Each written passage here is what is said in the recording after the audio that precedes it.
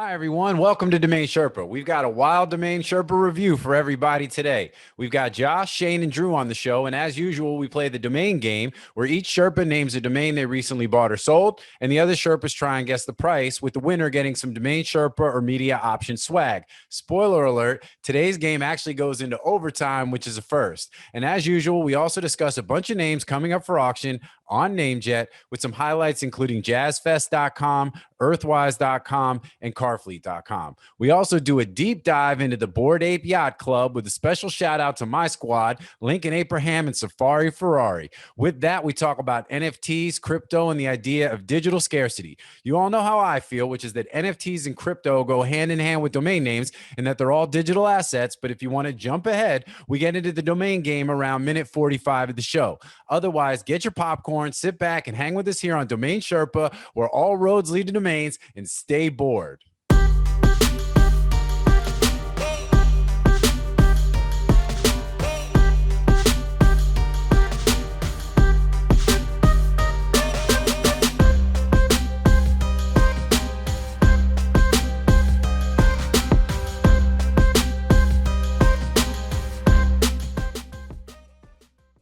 What's up, Sherpa Network? Thank you for tuning in today. My name is Jonathan Tenenbaum, aka JT, aka J On, and I am the host and producer of Domain Sherpa, where all roads lead to domains. Today's show is a Domain Sherpa review, where we get into the minds of successful domain investors using real examples so we can learn strategies and tactics to become more successful domain name investors ourselves. These are the experts. So there are 3 segments to a Domain Sherpa review. Number 1, we got the domain game. This is where we start by learning what the Sherpas recently bought and sold. We keep score, and eventually the winner is going to get some media options, Domain Sherpa, Domain X swag.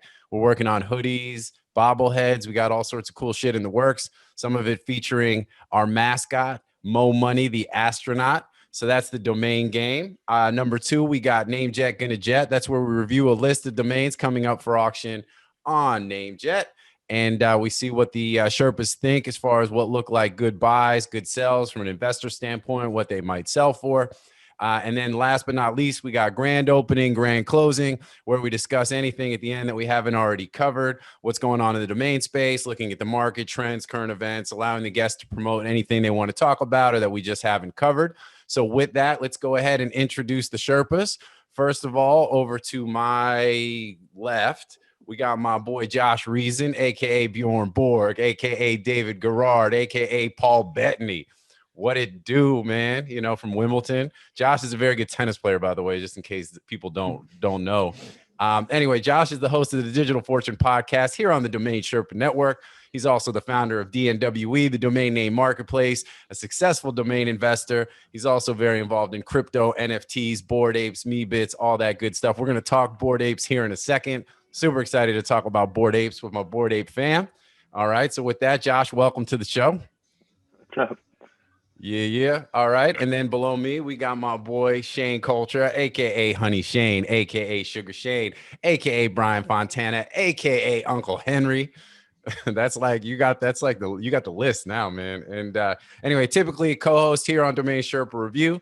Check out DSAD for that daily domain list. By the way, people have been hitting me up. They've been buying names off the list lately. I've gotten a couple, more than a few, who have been like, yo, that list is legit. People are literally building their domain portfolios based off. I know they've been doing that forever, but I'm getting a lot of direct feedback, and just want to let you know people are checking it out, man. So also check out beehouse.com, the honey business, artisan honey. I saw you got the squeeze bottles, right? The squeeze bottles just came out.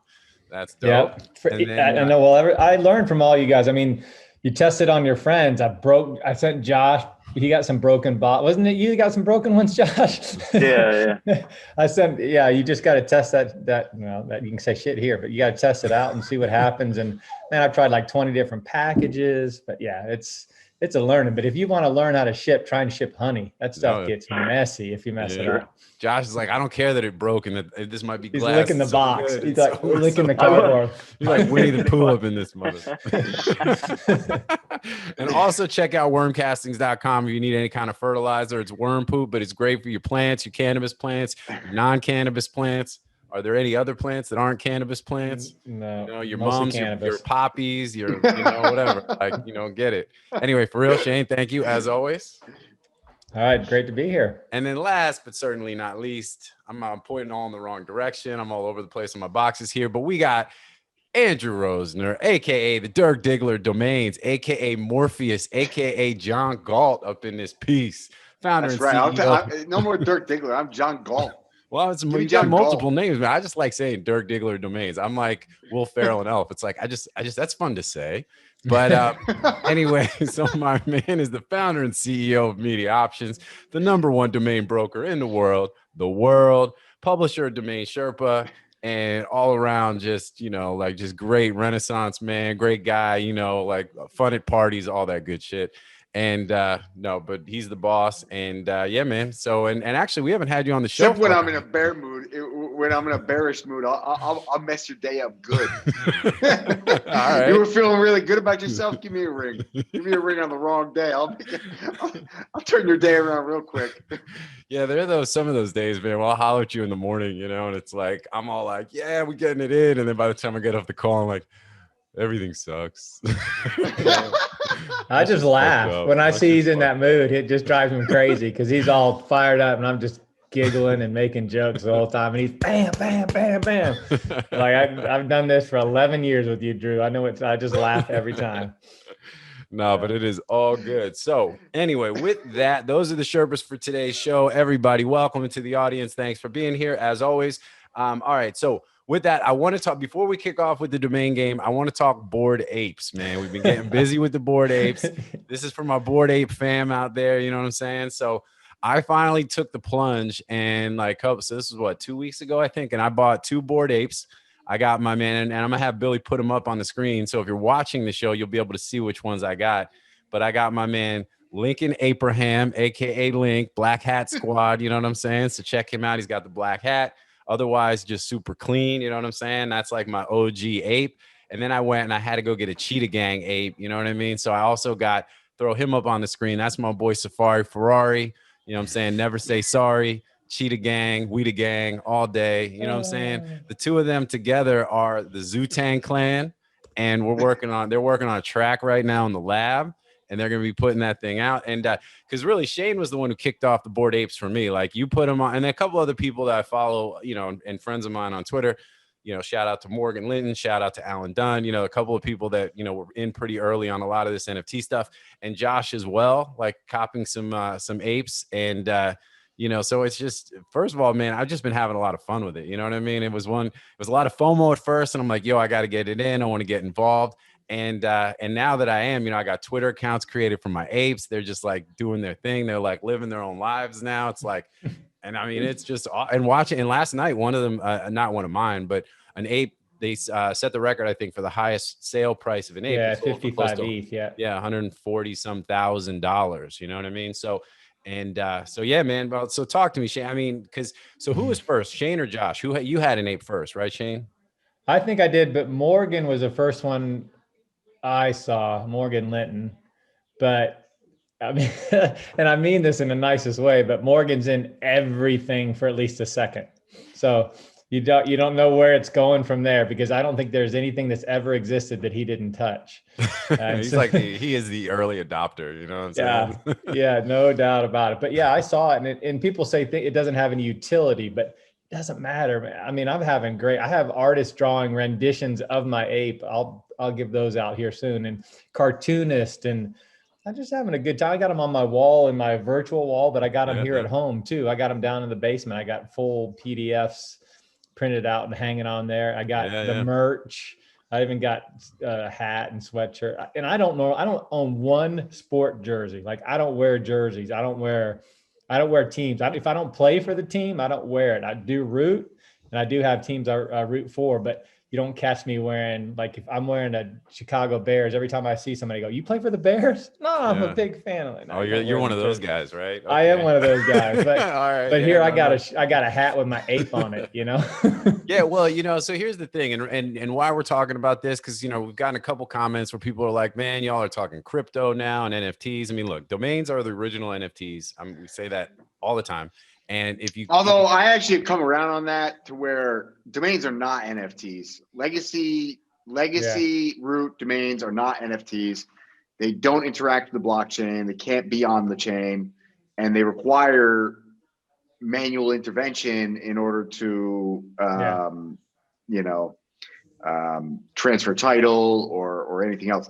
And so, you know, it was a nice mantra, and I was down with the domains of the original NFTs. Domains should be the original NFTs, but we can't say that with a straight face. Except though, is that different than a centralized blockchain? You know, that has no, it's not. It's not different. In fact, I would argue that actually the legacy DNS system is far more decentralized than 99% of the blockchains that call themselves, you know, decentralized. Yeah, if you pay a renewal fee, super freaking centralized, right? Yeah. But you know, still, that's a fair point, and it's all good. But either way, look, you know, what is it? You know, digital the root asset. DNS is like, I think it's got 11 nodes, right? Is it 7 nodes or 11 nodes? You know, full roots. I can't remember. 7 or 11, one of those two numbers, I think.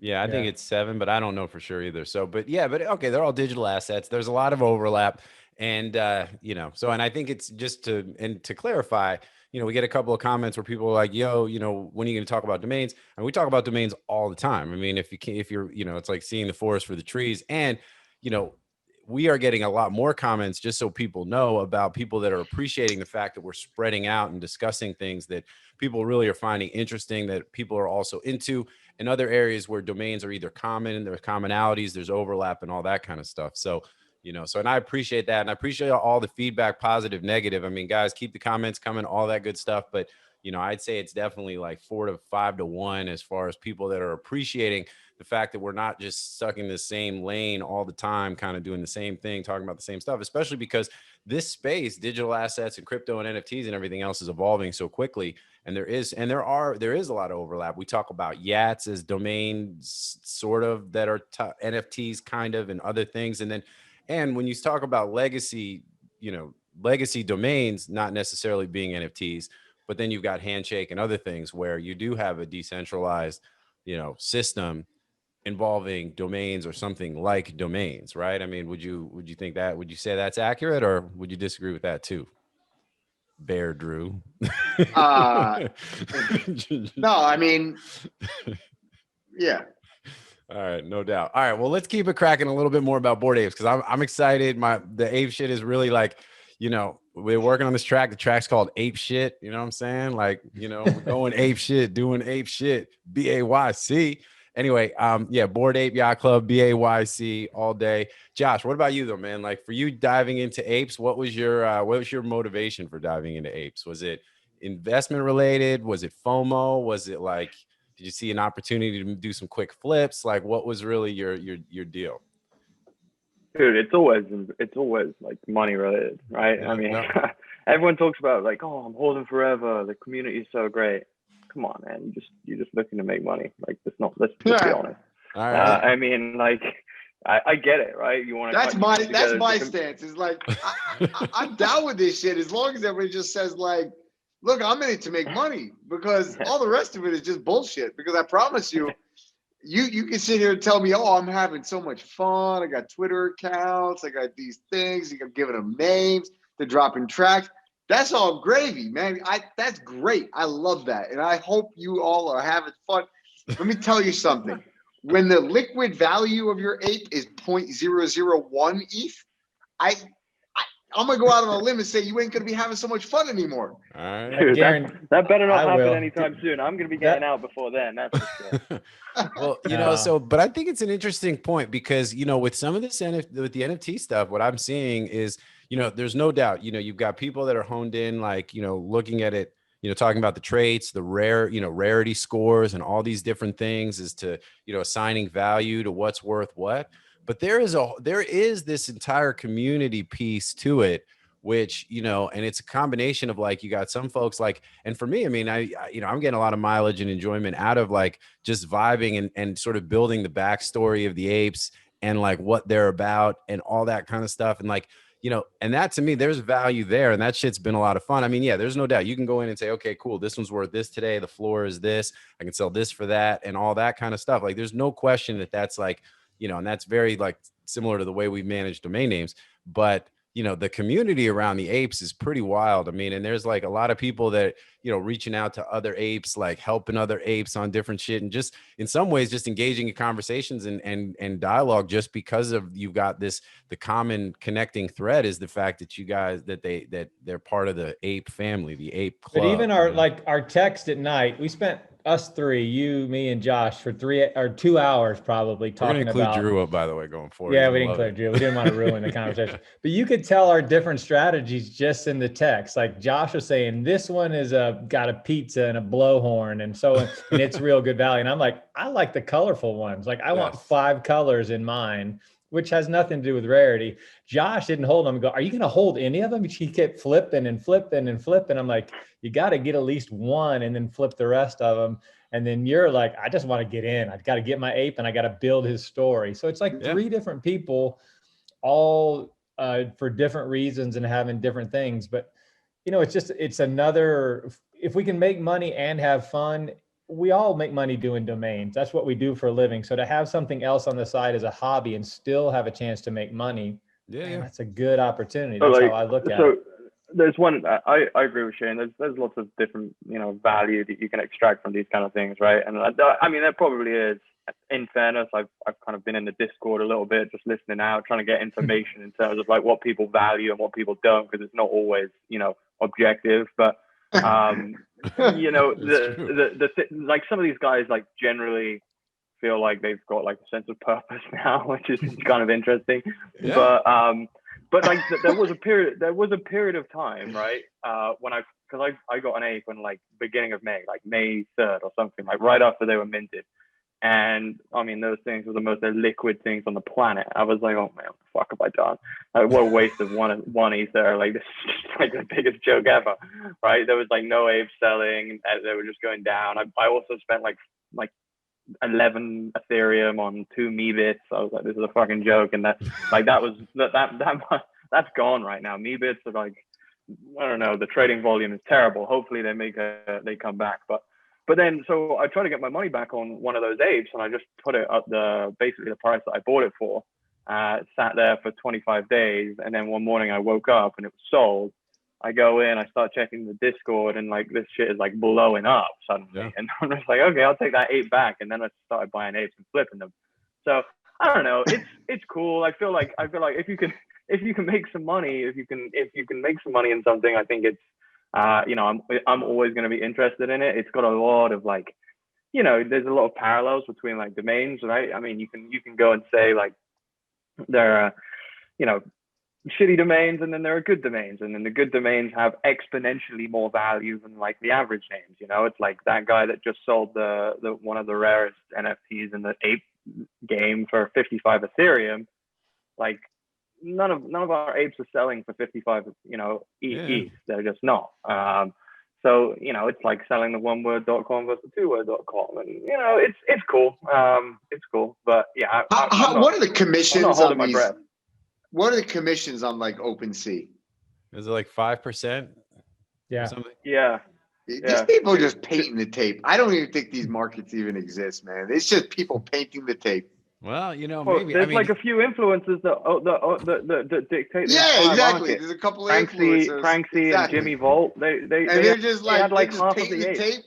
They're just painting the tape, and then they're like, "Okay, Doc, here you go. Here, take one. 10 me. Doc, Okay, and Josh and I are feeding it. We're like, we need a Pranksy ape. That's what we want. We want at least one. You guys are like, "Ooh, I bought this ape. It was minted by Pranksy," and like that's kind of what I mean. What's wild is because they're not fungible, right? And they're all unique. They have different. There's the possibility for them to have value assigned based on different things, and obviously rarity of traits, who mints them. I think what's going to be super wild though is watching as the use of these, right? And as certain apes are named a certain thing, that it's like when I want to see when somebody buys an ape and they're like, "Yo, I just bought, Funky Monkey," which is like number. It's no longer talking about the number and necessarily the traits or the color, but it's more about who the ape actually is based on the ape's name and where, like, that's the crazy part is they actually have a personality. Well, because I think you could see it happen. We've got 4,100 unique ape holders at the moment. And, so you get to a point. That's why I don't like the dilution. Which is also a crock because if you're a big holder, you're gonna put them in different wallets. Yeah, maybe, and look, I'm with you, man. It's why, when they do this analysis of like the whales and Bitcoin, like, I'm like, you motherfuckers, you're so stupid. Like, I know a lot of whales. Like, I know a pretty good number, like probably 20 people that have well in excess of 1,000 Bitcoins. And none of them keep it all in one account. Like I don't know a whale that would say, yo, I'm gonna keep all my Bitcoin in this one wallet address. Like, no, you're a fucking moron. You literally are not even qualified to be a whale if you're stupid enough to keep all your Bitcoin in one wallet.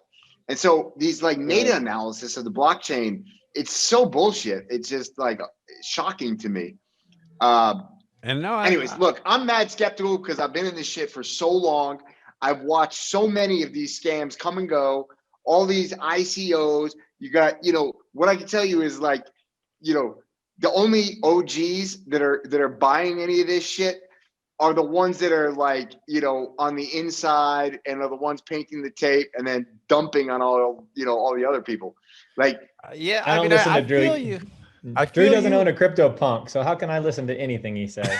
Oh, Shane just dropped the OG like the litmus test. If you don't have a CryptoPunk, you're not OG. Listen, you want OG? Test on the hammer. I invested into the first NFT platform that launched before anybody even knew what an NFT was. Yeah. I bought NFT.com for low 5 figures because nobody knew what the fucking NFT was yet. Yeah, that was solid. You MySpace to that first part.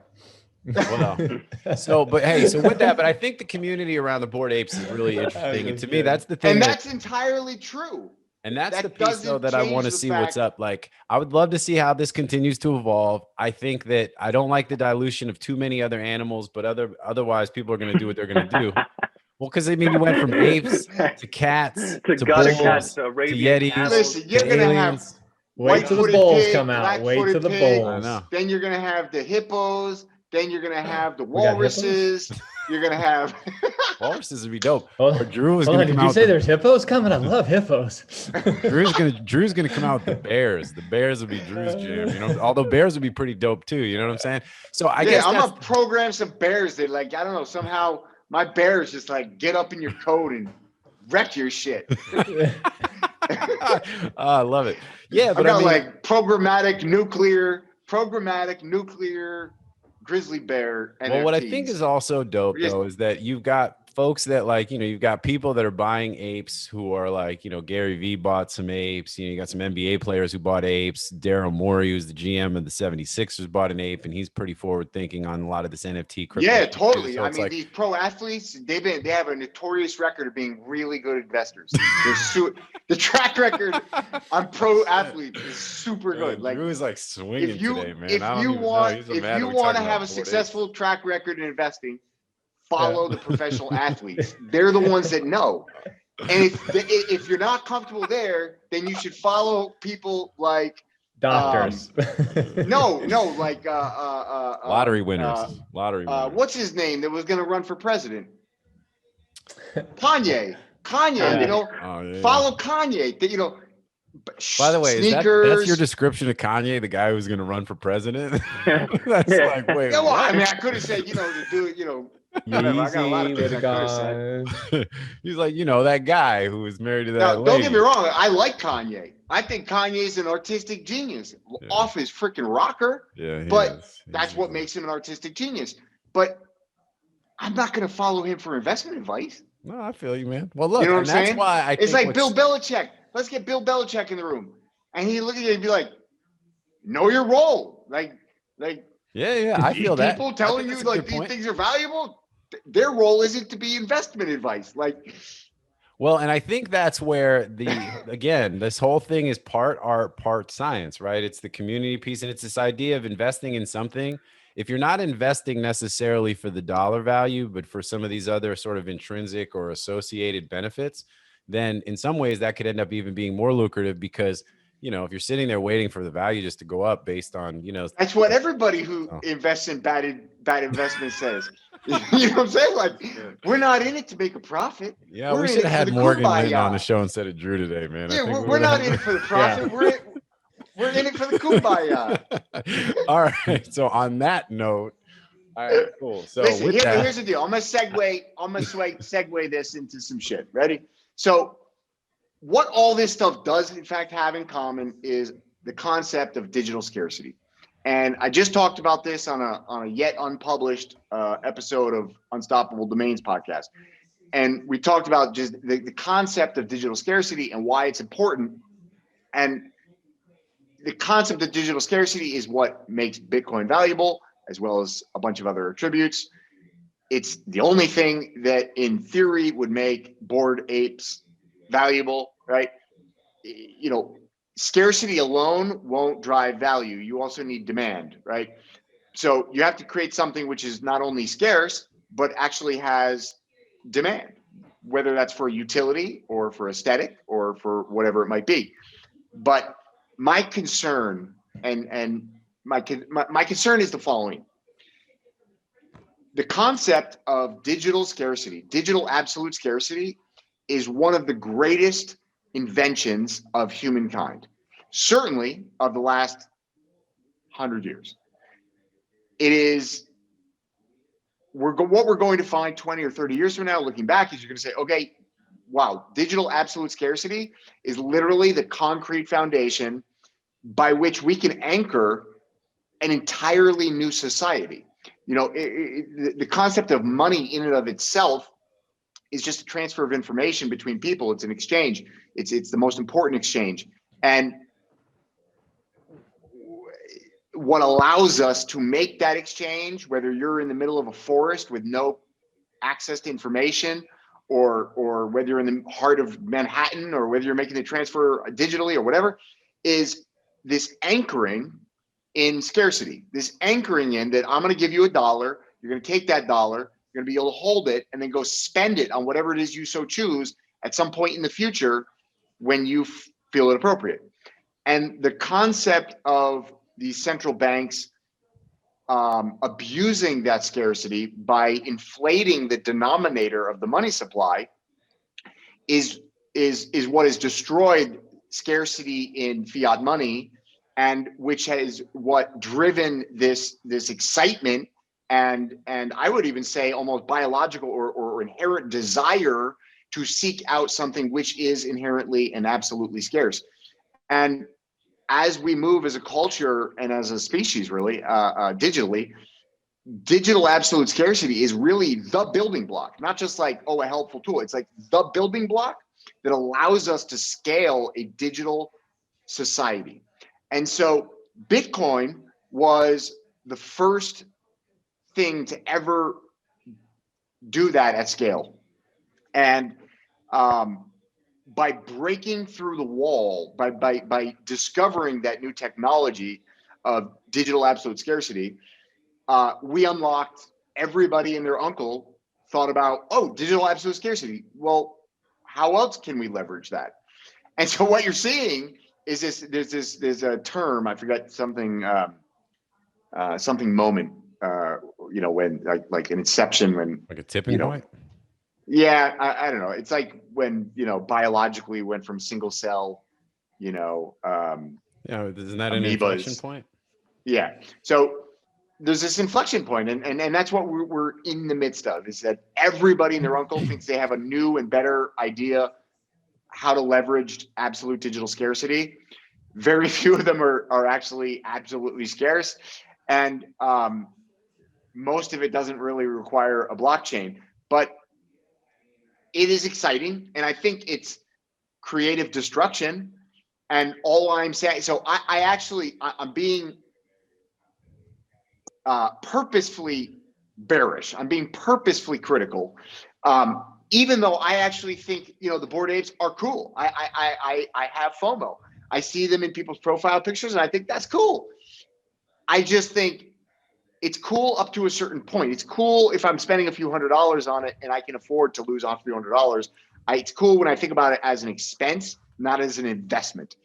It's cool if I think about it as like buying a comic book, where it's an expense that might actually even be valuable in the future, but it's not an investment by any stretch of the imagination. And nobody should be thinking of it as an investment. But That doesn't mean the value can't go up. It just doesn't. It's just that there's absolutely no indication the value should go up. Yeah. Do you think a And Rolex? I think that's super. I think that is extremely well articulated, and I think you're absolutely right. And I would agree with everything you're saying. And I think that's why, for me, I mean, I look at it like, there's probably additional utility that'll eventually be unlocked by some of these, like in places like the metaverse, sandbox, and things like that, where there will be some more of that. But I do think, and I think that for me, it's interesting. I've got prices on my apes that are much higher than what I paid for them, right? But I've actually gotten to the point where I'm kind of like, if my ape sold today for the 10x or whatever that I've got them listed for, I think I'd be disappointed, not because I didn't make as much money off of them as I wanted to, but because I legitimately would miss my apes. You know what I'm saying? Like, so it's like, and I think that's where you start getting into the idea of like, when you look at them for the purposes to what you're buying them for, if you're trying to crack the code like Josh is doing, where he's trying to buy low, sell high, find inefficiencies in this market that he hopes exists so to allow him to make money, which obviously, look, like if we wouldn't get out of bed and do some of the things we do if we didn't have this need or want to make money, right? But I think I think the other piece, and I think it's very important as to what you said, which is, the other value that's being derived from it. And I think that when you look and see the way the community interacts on all this kind of stuff, you could tell that a lot of folks are in it for more than just, hey, they're like, they'll hold forever because, it's the kind of idea too, where it's like, you buy Bitcoin and Bitcoin's going to go up to, $200,000 a coin. But it's like, would you sell at that point? I mean, is that the end game necessarily? Probably not. You're like, I'm going to keep holding, because at the end of the day, part of that is also, having, there's other value and other sort of, whether it's, actual monetary. Well, the value proposition is a little bit differently, right? It's like, oh, and I'm not equating the two to big. I'm not equating the two to Bitcoin. I mean, Bitcoin store value, it's currency, all that kind of stuff. Like, I don't mean it like that. I just mean, it's just when you talk about this thing about hodl and diamond hands and all this other kind of stuff, like the reason for holding is a bit different, and not everything is just to get to necessarily like this endpoint and then be out, because it's like, it's also, for a lot of the Bitcoin maximalists, I mean, do you think there's a point where you'd ever sell all your Bitcoin? Well, I mean, so here's the deal. So it's kind of like the Matrix, right? It's like when they say, at some point, it's like, no, Neo, at some point you won't have to, right? And that's how you're Morpheus, man. I called you Morpheus today, bro. That's like, no offense, but that's like Sailor telling everybody to sell their house and never sell. If you're not going to sell your shit, then then I'm not listening to you. Like, if you don't have an end game. No, well, hold on. So in almost every single investment in the world, I agree with you. And in the current world that we're in with Bitcoin, I agree with you. But what we're talking about is the end game. And the end game for Bitcoin and any other end game, in my opinion, is a failure for Bitcoin. But the end game for Bitcoin is that it is the reserve asset. I don't actually believe that it is a currency, but I do believe that it will be the reserve asset of the new digital financial system, in the same way that gold served as the reserve asset of the pre-modern financial system. It was trust banks like JP Morgan in New York, who hold a shit ton of gold as reserves. They create derivative products that they can then, on top of the value of the gold. And those derivative products are actually what you and I and everybody else thinks of as the financial economy. Everything else is second layer, third layer, fourth layer, fifth layer, 100th layer, in the very sophisticated financial world that we have today. Everything else is second layer or above. The first layer until 1971 was gold. And after 1971, it's the military, U.S. military's ability, monopoly on violence. But that's layer one, right? And so Bitcoin, the end game, is the same thing. It's okay. Gold served the physical role of reserve asset for the financial economy. Bitcoin should serve the role of gold for the digital economy. Not the legacy digital economy necessarily, but what the digital economy is going to look like. This is a really good segue, is what I'm saying. So as you're saying that Bitcoin is the reserve of fiat and gold, I'm saying that these NFTs are the Louis Vuitton handbags of the new generation. So instead of spending $10,000 on a bag, they're going to spend it on an ape and show everybody how cool they are. I agree with you 110%. All I'm saying is, and And I actually will concede that I think the Bored Ape thing has hit sort of a velocity that there is a big enough community who really does like them. I don't know enough to actually speak intelligently about it, but it does. It seems to me that there is enough community around that it will stick around as a status symbol to some extent. All I'm saying is just be careful because, one day it's yachts, the next day it's apes, the next day it's turtles, giraffes, hippopotamus. I'm looking for the Rolex. That's what I'm looking for, the Rolex of NFTs. Yeah. So no, Rolex. Well, and wait, real quick. What makes a Rolex he valuable? Holds up the Rolex. For those of you not watching the show, he was holding his hey, Rolex Grandpa's up. got his Rolex out. That's not on the blockchain, so I don't even know if it's real. Yeah. So, but what makes this valuable is not absolute scarcity. It's artificial scarcity, right? Exactly. They could produce 100 million of these a year. The quality would be the same. It's the most sophisticated manufacturing in the world.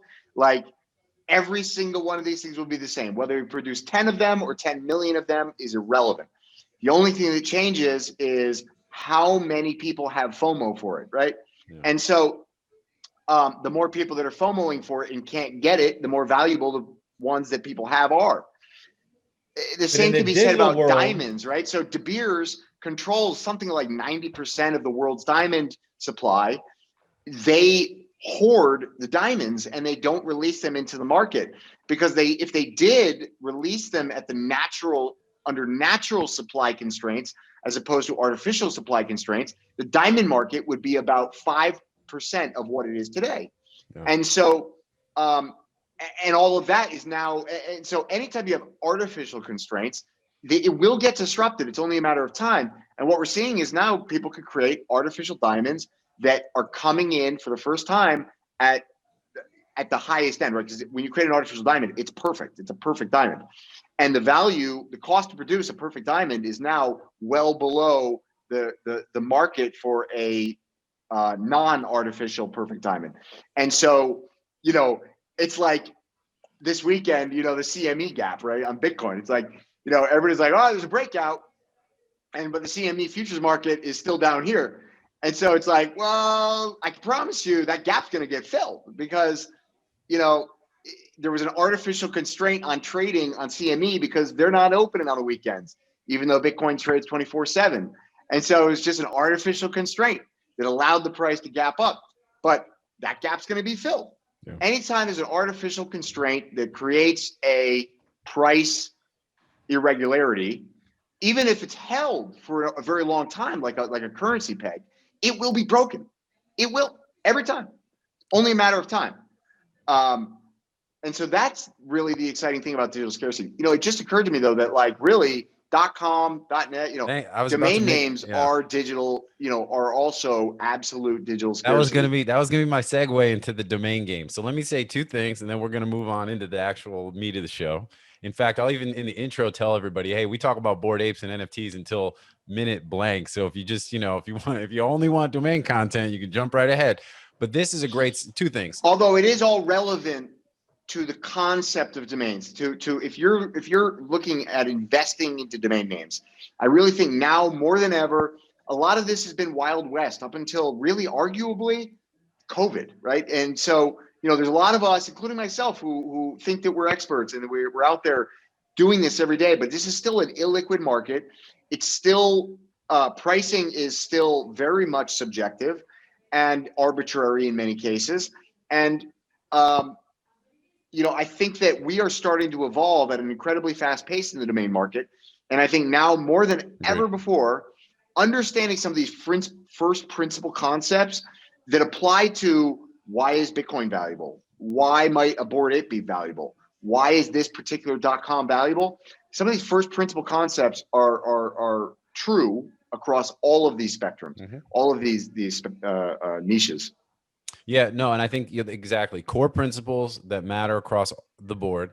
I think also being aware of what's going on in the crypto. I mean, just look at the explosion in prices around crypto and NFT domain names, right? I mean, so you'd be negligent if you're not paying attention to what's happening in these ancillary areas and ancillary markets to understand where some value is being derived where certain trends are going and things like that. No question.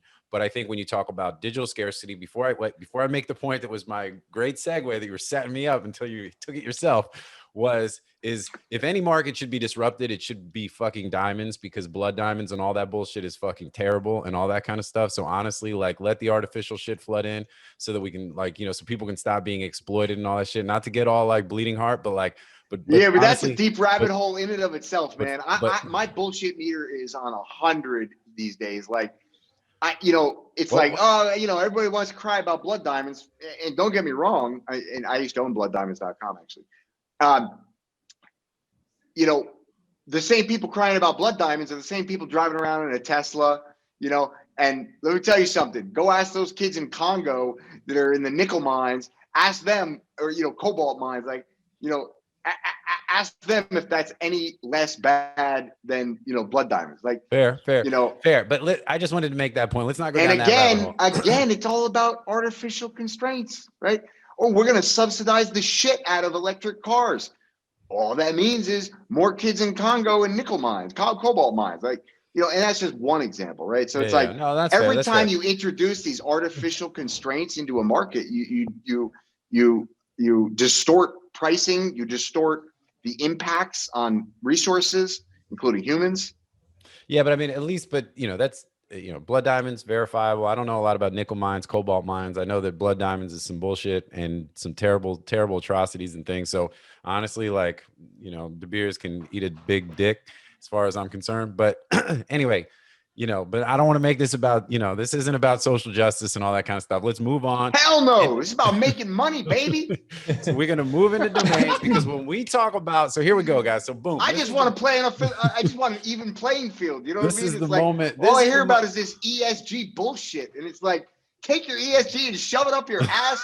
Let's just have some free fucking markets and see what happens. There's an idea. Oh yeah, well, and that is so as I said, aka John Galt all day. Anyway, so like I said, digital scarcity, when you talk about that being a key thing driving a lot of these markets, you cannot talk about digital scarcity without talking about premium.com domain names, because at the end of the day, when you're talking about premium.coms, you are talking about the most, the scarcest digital assets that have real utility in the world, which, so as all of this stuff is happening, there's a reason that at the same time we're seeing, continued growth, appreciation, and explosion in a lot of ways in premium.com domain names, because people that are, as people are more digital than analog than they've ever been, and recognizing the real value of digital assets and these digital assets, people that weren't as aware, or just the markets in general catching up to the actual reality and the utility of premium.com domain names, and in some cases some of the other extensions as well, but ultimately,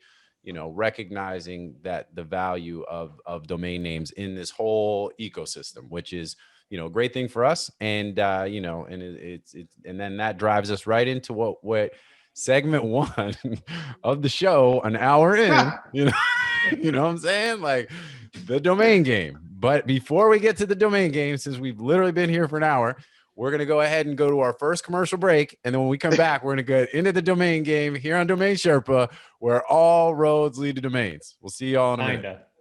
Get money.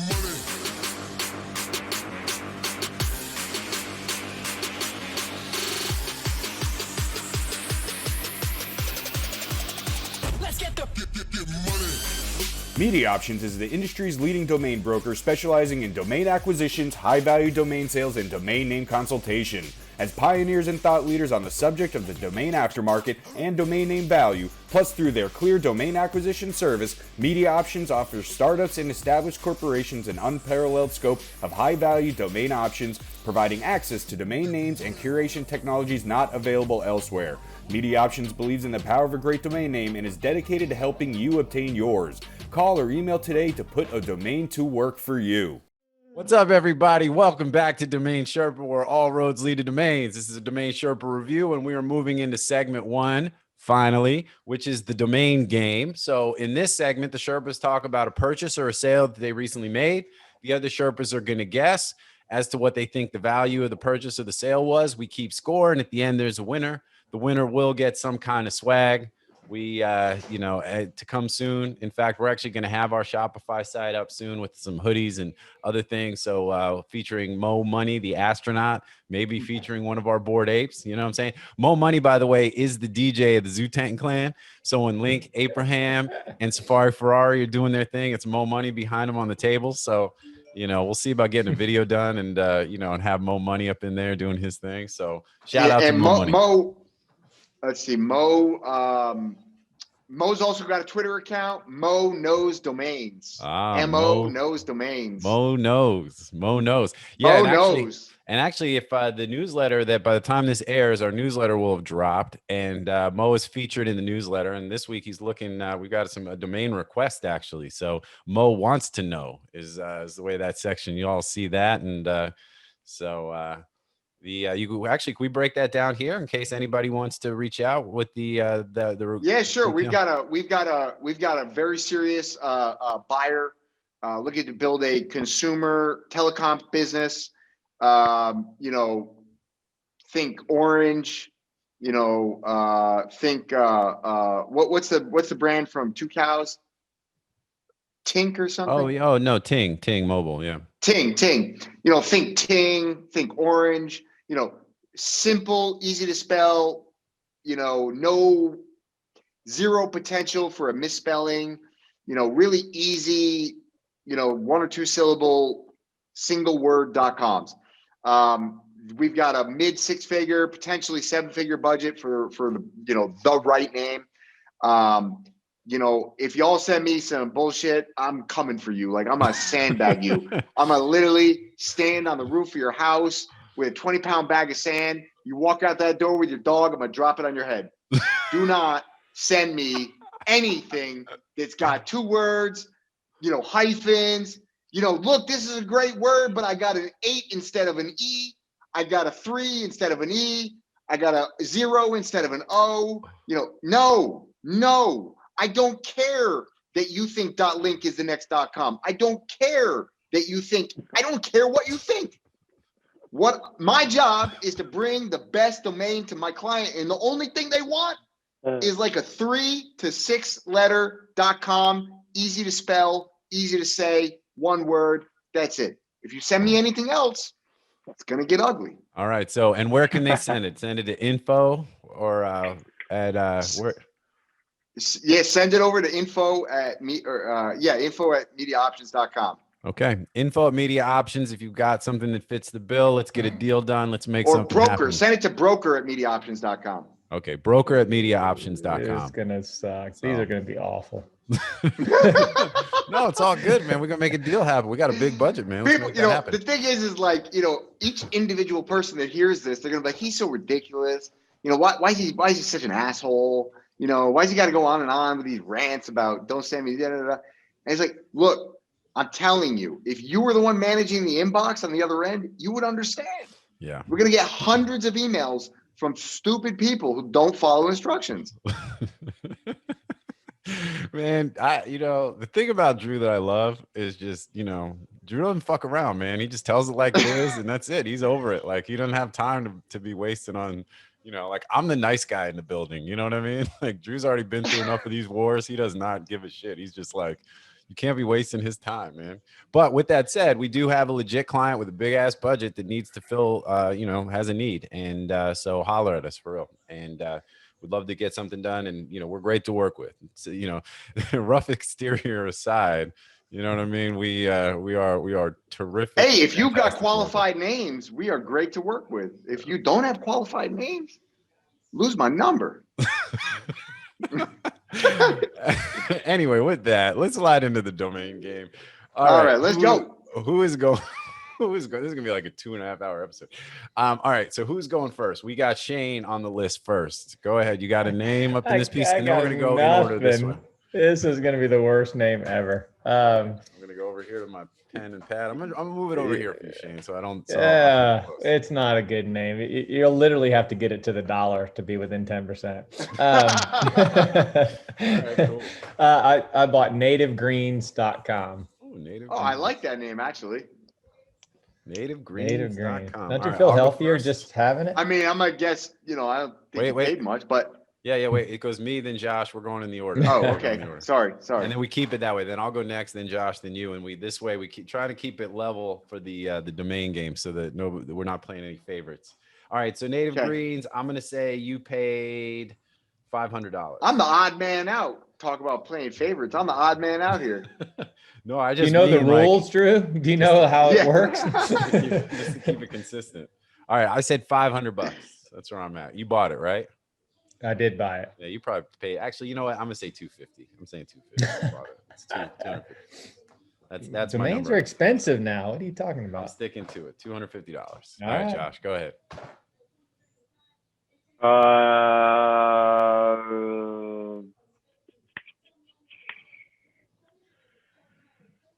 $251. Ah, you got it. Nice. This is how you play the game. Oh man. All right. 249, baby. Oh, that's bullshit.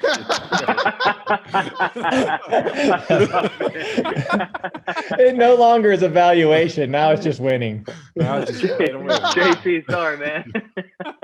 Hey, You it's just all got good. boxed in. Well, Yeah. remember that Shane said you got to be within $1 to be, All Yeah. right, Shane, what's the deal, man?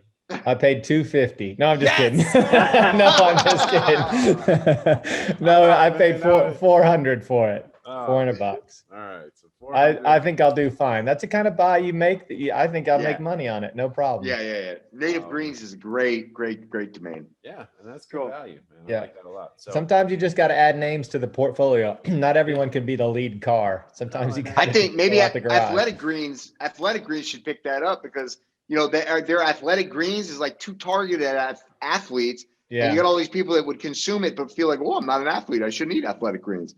Because again, people are stupid. And so like so I think Native Greens would be like a great complementary brand. yeah, I Yeah. agree. I've gotten Athletic Greens before, and it's yeah. I mean, I like it. It's a little sweet. We use a something like that, but ours is a little bit. It doesn't have the sweetness, and it's not like they're adding any sweetener, but it's No. got like this weird sweetness to it. Yeah, no, I mean, I like it. And, Beets, I it's, think. And I think Might be. to me, I think in a lot of ways, Native Greens is almost more in line with what the product is, and like you said, Hell Yeah, yeah. I think So. if they had to do it again, I mean, I think they would have gone more generic. Yeah. Yeah. So, all right, cool. All right, so I'm up next. I will say, all right, so we're talking a domain purchase, and I bought a name. This was a pretty long time ago, actually. So CleanShoes.com. CleanShoes.com is the domain. It's a purchase, and that's all I'm going to tell you. Josh, go ahead. I like that name. Clean shoes. Clean shoes. Clean sneaks. I think you paid $1,100. All right. Whoever goes first is screwed because they're gonna just box him out. There should almost be a rule like you can't go within like 10% Yeah. of another bid. Yeah. We'll have to That see. sounds like a guy that just lost the first point. Yeah, That sounds like a guy who that- just got boxed out and boxed in. You know what I'm saying? that sounds like those artificial constraints I was talking about. Yeah, no doubt. All right, Drew, you're up. What do you think? I'm gonna say $1.25. All right. Okay. I'll fill the gap. 126. Oh no, it's closest too. No. It's not no, hold on. If I'm gonna fill the gap, I gotta go between the two, right? Because it can go either way. Yeah. Yeah. And you said 1,200 or 1,100? Josh said 1,100. Drew Gotta said listen. Drew said I said 100. Drew said $125. I can't understand your accent. That's why we I need. said $1,100. Yeah. Drew said 125. So I'll say 625. 625. All right. So I paid $300. So Drew would be the winner on this one. Oh. And just a little bit of history on this domain. I actually bought it from Lonnie Bork. And so rest in peace to Lonnie, and Whoa, rest in peace. but yeah, I bought this name from him years ago. And I've had it in the portfolio for a while. And yeah, so just to, shout out to Lonnie. He was always such a wonderful, terrific guy. I mean, there's a reason that they've got that award at NamesCon named after him. And which Saiger won this past year. So, which was also a deserving recipient of that award. So, rest in peace. Shout out to Lonnie's family, and you know, he was one of those guys, man. Big up Lonnie, man. Yeah, for sure. So, all right. So Drew gets the point. So currently, Josh has a point. Drew has a point. We are keeping it moving. All right, Drew, what do you got? All right, so yeah, I'm not gonna lie, man. It's been. Oh wait, no, my bad. Really? Wait, it's Josh. My bad. Josh is next. Oh, okay. Sorry. Go ahead, Josh. Sorry, man. Can we price your latest Bored Ape? We'll try and guess. Just name all the traits. Hey, he bought the Admiral, man. The Admiral, he's got like the, you know, probably the most expensive ape out of all of us, right? I mean, it's, Man, I buy those premium apes. you got that 4 trait. You got the 4 trait ape. No, I flipped Look, that. if you're gonna get into anything speculative, always go for the best. Don't mess around with the rest. I think that's an excellent point. Well, here's the thing. When I bought my ape initially, the first one, when I bought Lincoln, you know, I wanted something kind of clean. And even Shane I was literally like, Shane was like my Sherpa with my apes. You know, I just needed to get an ape that I knew Shane would like. You know what I'm saying? And I wanted to get that reaffirmation of like, yo, and he was like, oh, that's dope. It's clean. I'm like, hell yeah. And that was before. You know, there's something to that. There's something to that. Sorry, finish your story. No, everybody knows I've never lost money on anything but .ws, so they know now. I'm like, well, and that's the thing. But at the time, I didn't even really realize until, you know, Josh got in the conversation and started breaking down, and he bought the one that he bought that was like a 4 trait ape that was minted by Pranksy, and I was like, man, I didn't even know that was like stuff. You know, now looking back. And you see like some of like, so where can you see the rare, like how rare they are? You know, there's like rarity scores and stuff like that. I see Rarity Tools. There's a website. Yeah. Is that what it is? Is it called, is it raritytools.com? Rarity.tools. And they got like filters. It's basically like your expired domains.net. Exactly. That's cool, man. That's good. I'm gonna check that out. I haven't even messed with it. I mean, that's what's wild. People building utility behind something, you know that it's doing. If people are spending all those hours building the utility behind when we talk about it, even like Solana, like they had their hackathon, right? And it was like 10,000 people showed up. You know, now not everything that came out. That's where Step came out of. And for anybody who's gotten beaten up in the fusion, I just got into. I just you get back in my Step today. Oh yeah, I just put 10 grand in this morning. Man, you guys, I can't get on board with it. I can't do it. I can't do it. You watch. I don't lose money, man. I haven't lost. I looked at my portfolio. I'm still not lost money, even with that 50% drop because of USDC. I got out before I lost money, and then now I'm like, you know, I'm just. Let's give it another go. You didn't get out as clean as I did. I was trying to be super good. Everybody I had talked about it. I called. I was like, look, I'm selling out. This shit is Fugazi. I'm out. You know, I explained why. I had done a bunch of analytics, and I was like, look, this is the reason that I'm out. Next day, that shit started dropping. You know, it went down another 40%. 52 cents. Daddy's in at 52 cents. I think I'm good. Ooh, that's pretty solid. I like that a lot. I'm gonna look at it after the call. Yeah, actually, I'm also trying to win a domain name today myself that we'll talk about here. People forget there was something as 2 cents. You can still lose 50%, and then it could be 1 cent. You know? Well, I mean, the underlying coin in that is kind of shaky, but that actually was born out of the hackathon. Listen, I was still skeptical about my decision to sell until I saw the guy that actually created Step. I sent that picture to JT. I was like, yo, are you putting your money on this dude? No, I was like, oh man. Well, because it's one thing if it's like, you know, like SBF, who's like, you know, kind of quirky and cool in his own right, you know what I mean? Because he's quirky and that's his vibe. But then it's like you got somebody who thinks they're cool, and it's like, you know, it's like you could just tell, like, you know what I mean? It's just, to me, it didn't jive. You know, I'm like, oh, this is the guy we're banking on, and it's like time to pull. I'm riding that ugly motherfucker to the hills. I don't give a fuck if that cornball gets me yield. I'm all about it. I don't care. He and I will be drinking beers, talking about his girlfriend and marching band. I don't care. Shout out to SBF, man. He's the man for real. But you know, but then that's the other thing. But some of these things that are born out of these, you know, just because they're on the, you know, that particular blockchain or, you know, like supplement certain networks and things like that, it's not like it's necessarily, you know, they all got to kind of stand on their own merits and whatnot. And does it justify having its own coin and all that other kind of stuff? But hey, man, yield is yield, and there's money to be made. But anyway, all right, Josh, what name do you got? Well, all the sales are like kind of just like standard boring sales. So I'll do a buy. I haven't done a buy before. I don't think I've done a buy before. I always do sales, but Let's go. Let's get into your method here.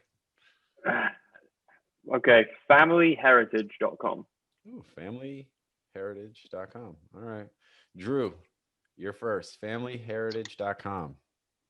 Well, relatively hot market. There's some consolidation happening. You know, I don't know what the numbers look like, but probably not huge search, but probably a little bit. I'm gonna say $1,200, $1,250, $1,250. $1,250. All right, cool. FamilyHeritage.com, $1,250. What do you got, Shane? I feel like that number came up just before. I will say I'll stick with 625 again. I'm gonna win this one. 25. This puts me in a tough spot.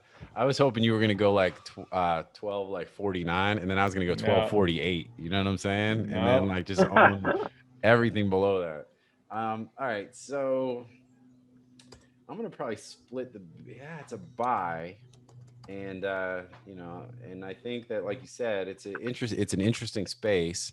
I'm gonna say $800. I'm gonna say $800. That's where I'm at on this one. So, all right, Josh, what do you got for us? All right, I bought it from the person that you would hope to sell it to, so that's not ideal. Ancestry.com. Yeah, Ancestry.com owned it. Okay. So wait, you bought this from an end user? I'm not sure. I generally like that strategy, but I'm not sure on this one. That's the strategy. Yeah, don't worry. The name of the person you're supposed to sell it to. It's not that bad. It's not that bad.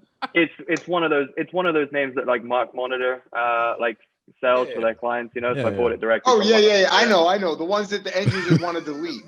I know what you're talking about. Yeah, the ones The ones that the end users don't use anymore, and they've got Mark Monitor. Yeah, they've got Mark. Yeah, they were about to push delete, and Mark Monitor was like, "Yo, give us 50%, and we'll go sell this for you." Yeah, exactly. Those ones. At least this way, when you're selling it though, to it. That's where Peach.com just came from. It just sold from Mark Monitor. It was like one of they sell all the time. Yeah. People, domain investors buy them all the time. Well, Peach has been on there for a long time. Expensive. I've negotiated with them 28 times on that name. What you could Which do one on though, Peach? Yeah. What you could do though, when you're trying to sell this to a competitor of Ancestry, is just be like, you know, Ancestry, you know, has really been on this name, you know, before. Like they were really into it, you know. I just saw the name and I liked it. I paid $2,000. $2,000. All right, so that means Drew with his second point. Oh man, he's gonna be. Well, the backstory changed everything. As soon as he said him, I was like, oh, I lose, no doubt about it. They're not selling their name for $625, and that's like 3 tests. No, but that's all good. All good. All right, cool. So with that, all right, Drew, what do you got now? You're now we're up to you officially. Yeah, I mean, I'll tell you what, it's been really difficult getting any good names lately. So hard. And I have genetictesting.com if anybody's listening to this and wants to make an offer. I've been sitting on that. I have cannabis genetics. I have cannabisgenetics.com. Somebody made me an offer this morning. They offered me, I think, $7,500. I told them to pound sand. For genetic testing, you know, Josh knows people at ancestry.com. 23andMe actually made an offer on it, but then they were having a little trouble with what they could test at the time. Oh, interesting. Yeah. All right. You know, I should have done PDH.com. I just picked up that one as well, but we'll go to Drew. PDH. You want to do that one as a bonus? Nah. It's all good. Bonus round? Yeah, go for it. Let's go. No, let's save it and see if we need it for as a tiebreaker. So let's do it. Or maybe you'll sell it by next show and you can do both sides. All right. That's a hold on. Well, I like that. Hold on, yeah. Let's go with Natalie.com. I bought it. Ooh. Is that with a Y? I'm just kidding. Nobody spells it with a Y. I-E or just I? I-E. Nobody spells it with an I either. Yeah, it's all. Or like it'd be Irish. It's spelled GBLSSS. It's pronounced Natalie. Yeah. It starts with a G. Yeah, exactly. Yeah. You know, the Irish girls' names are like, that's Aoife. I'm like, Yeah. Aoife? Yeah, exactly. That's Siobhan. All right. So I swear to God, the Irish consensus, there wasn't one person named. Yeah, no, it's serious. And you know, Josh is like AOIFE. That's Aoife. I'm like, what? What happened to the other letters? all right. Well, with that, Shane, what do you think, man? Oh, it's a great name. And I will say, God, this market is so big right now. I'm going to just say 50,000 just to make it right in the middle. It's a different game 50. now. 50. Yeah, and I actually don't know the price of this one, so I'll get to. Well, it's up to me. Yeah, I'm up next, so I'll say 100. I should know because it should be in our sales report, but I haven't updated it yet. You've been so. reading those fucking apes. You've been so Yeah, busy you've been with your too apes. busy You're not with doing your goddamn job. apes to actually do some work. Hey, this lets me bid. This lets me guess. You know what I'm saying? All right, Josh. Oh, guys, I'm taking the under. I'm taking the under for sure. All right. Under 100, I mean, under 50? Oh, I'm gonna say 49K, but I actually think like 25. So so your bid's 49, right? But, yeah. All right, 49. I still got a good upside, so come on, Yeah, Drew. yeah.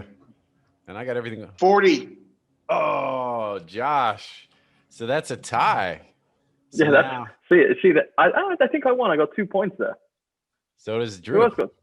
Drew got 2 points as well. Yeah. So Yeah. Oh, joke. all right. Oh, so how do we do that? Because I the don't know. tie's got to be between us, so we can't use one of his. Yeah, so Shane, you got some. You got to throw a name out here, bro. No, I was going to see if he knows how much we paid for the ape. Josh would. That would give Josh would have an advantage on that one. Let me think. Okay. You want to do it based on how much this dog weighs at 6 months? Labrador. Let's. I know exactly. All right, hold on. Let me see. Let's see. I don't have a name. I got nothing. All right, let me pull one up. Hold on. Or actually, We can do meanwhile, PDH.com, just- and if Drew gets within a certain order of magnitude, he wins. Okay, I like that. That's good. So if he gets what is it? PDH? PDH.com. Let's say if he's within what? No, I think 20? we should do this like rock, paper, scissors. Like, $8 you grand. know, you get to put it. You pull out a table. You pull out a name. I pull out a name, and The person who wins gets the name.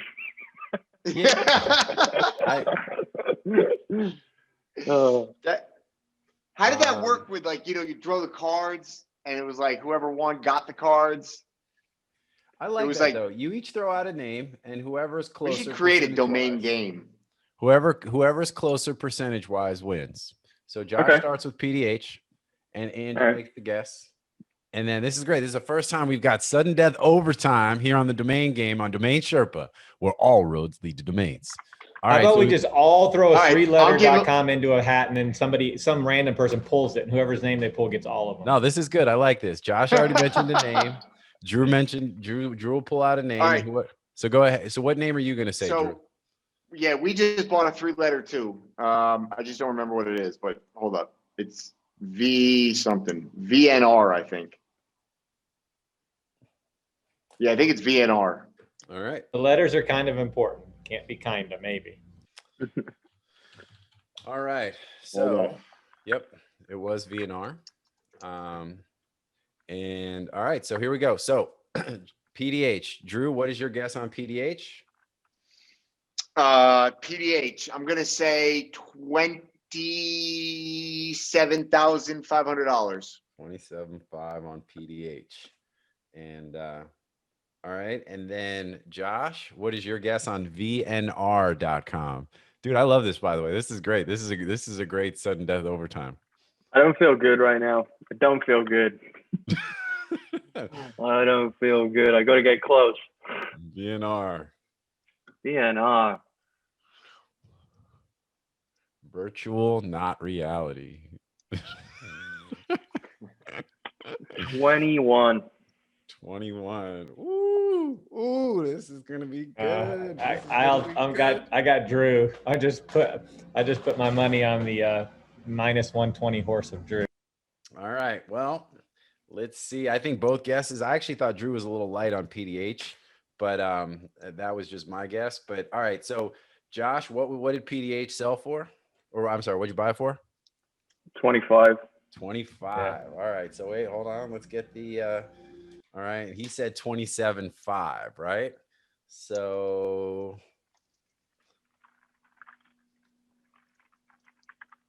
all right. So he's within 10%. All right. And then what did you say about VNR? You said 21. 21. The price of VNR, Drew? Oh, 22. Oh, Oh, that's so good. and we've got less than 5%. Today, the Let's winner, go. sudden death overtime, sudden death Sherpa time is Josh Reason. Boom. 1,000 on a 3letter.com. That's strong. That was awesome. That was a lot of fun. All right, cool. Well, with that, that's the end of the domain game. We'll get you some swag. I think that actually is that the second time you've won in a row, Josh? Who won last time? Did you Hey, remember? Josh, what did you I think guess it's on? I did. Oh, you did? What did you All right. pay on PDH? What was it? 20. What was the? 25. 25. If you just said 25, Drew, you would have nailed it on the nose, man. You'd be champ. I know. So, but Josh wins. Go ahead and throw a crown and some other kind of thing on his face. Billy, give him his flowers and his trophy. And real quick, we're going to jump to one more commercial, and then we're going to come back and we're going to talk about some names that are up for auction on NameJet here on DomainSherpa, where all roads lead to domains.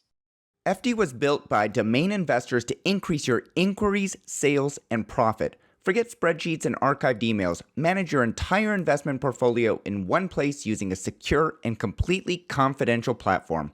Learn more at ft.com. That's EFTY, ft.com. All right, welcome back, everybody. We're here on DomainSherpa, where all roads lead to domains. This segment is called NameJet Gonna Jet, and it is sponsored by NameJet. Here we review a bunch of names about to go to auction. If you like any of the domains listed below on today's list, make sure you click soon and don't miss out. In fact, today's list, I did something kind of unique where we made it that none of the names are out any further than 14 days from the date that this show airs, right? Including one or two that we've got one that's 2 days out. So, trying to make them a little bit closer in time. So, so again, if by the time you listen to the show, the names that are on the list are probably going to be getting pretty close to auction. They're all expiring domains, which means you have to have a back order on NameJet or on Snap Names in order to participate in the auction. So, and to make it easy on everybody, we've got the list down below, which is an Excel or Google Docs where you can download it and get a little bit of additional information. So you can see how many back orders as of the date of the show is taped, how many days left as of the date the show airs, SERP, searches, CPC, some links just to help all y'all to sort through some of that stuff to see if you'd be interested in any of these domains. Now, with that, and these are actually some pretty good ones today. We don't have anything that's estimated less than $1,000, and so there's definitely some interesting stuff here. So with that, let's dive right into it. We had some we had some recent sales that we track. We do that as well on the show in the NameJet section. So a couple of notable ones. Traz, which I was trying to bid on, my Traz coin, that we were going to kick off, like that actually sold. I got outbid on that one. Sold for 7,000, which I think was pretty fair for a 4-character, pronounceable, kind of cool name that could be crypto related, although well under the Estabada 36,000.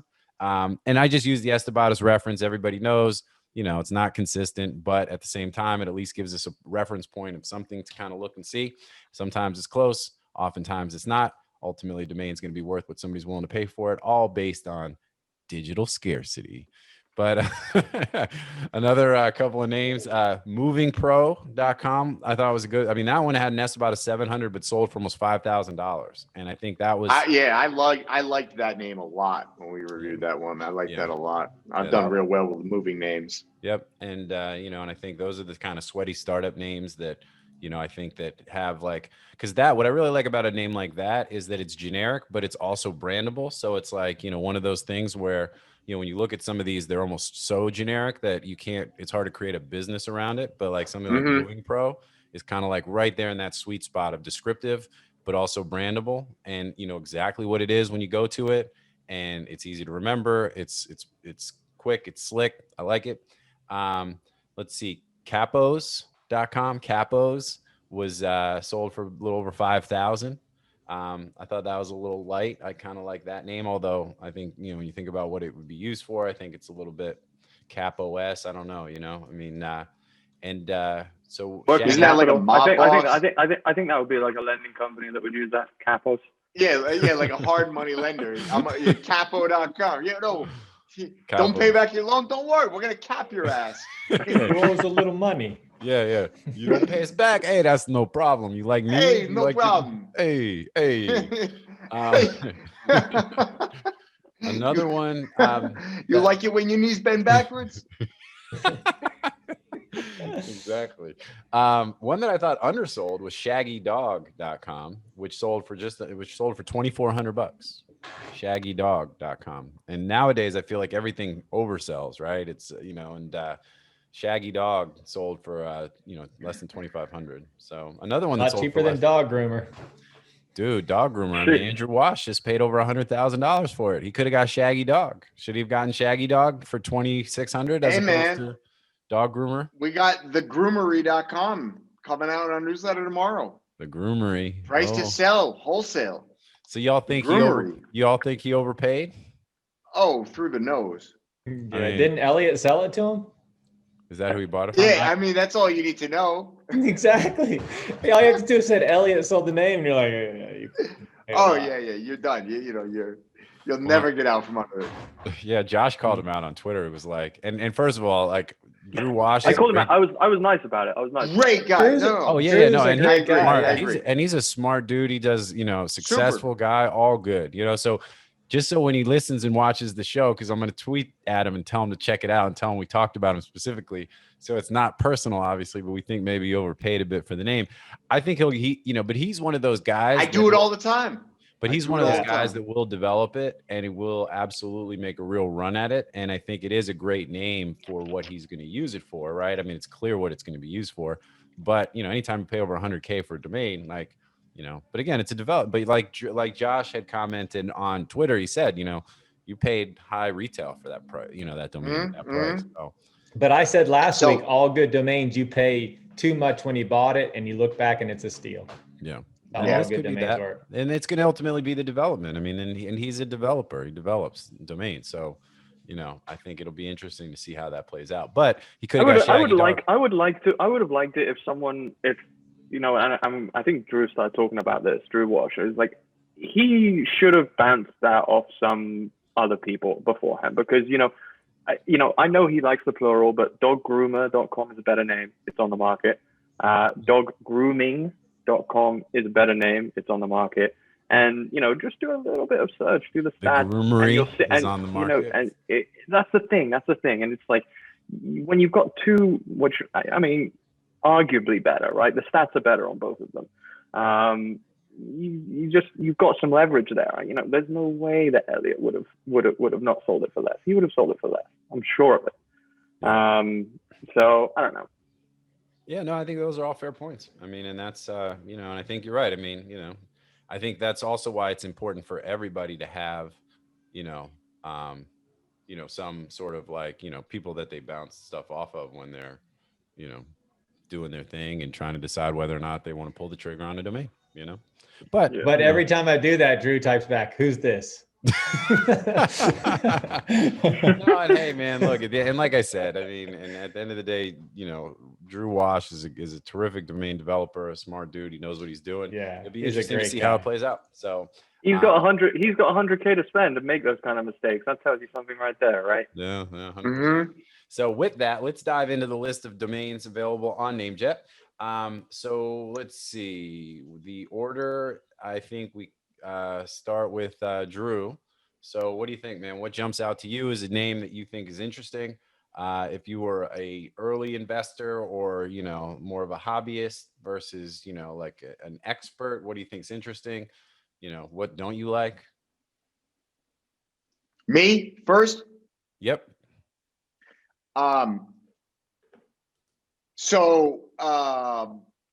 I love jazzfest.com, but more because of for just personal reasons. I love jazz and whatever. Kind of a long story, but I'm one of my good friends. His family is responsible for organizing probably the most important jazz festival.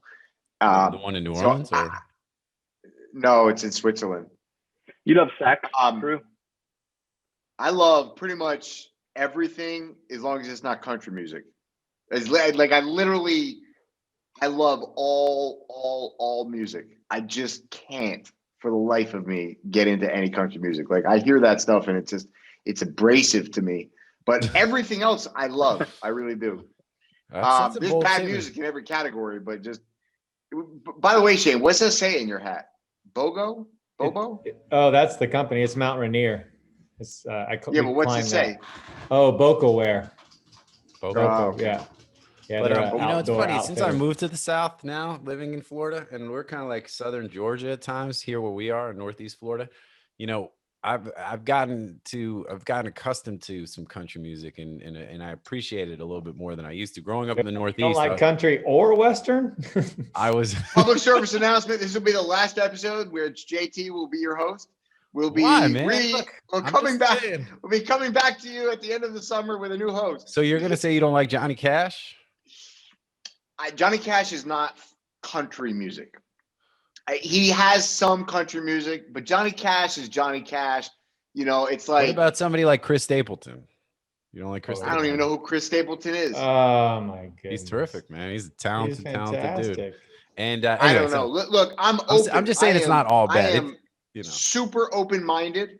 I have just yet to. It's kind of like how I approached the new GTLD program. It was like, look, I'm pretty much agnostic. I just want to make money. It's like prove to me that I can make money, and I'm in. yeah. And it's kind of like country music. I'm open-minded to it. I just haven't heard Everybody anything I send their liked yet. favorite country song to Drew. Yes, exactly. Broker at Media Options. Just Send send it. him your favorite There is some country good country song. music, and Or hit me on Twitter and at Andrew Rosner. Send me your favorite. If I put a gun to your head and I said, look, if you give me one country song, and if I don't like it, I'm gonna pull the trigger.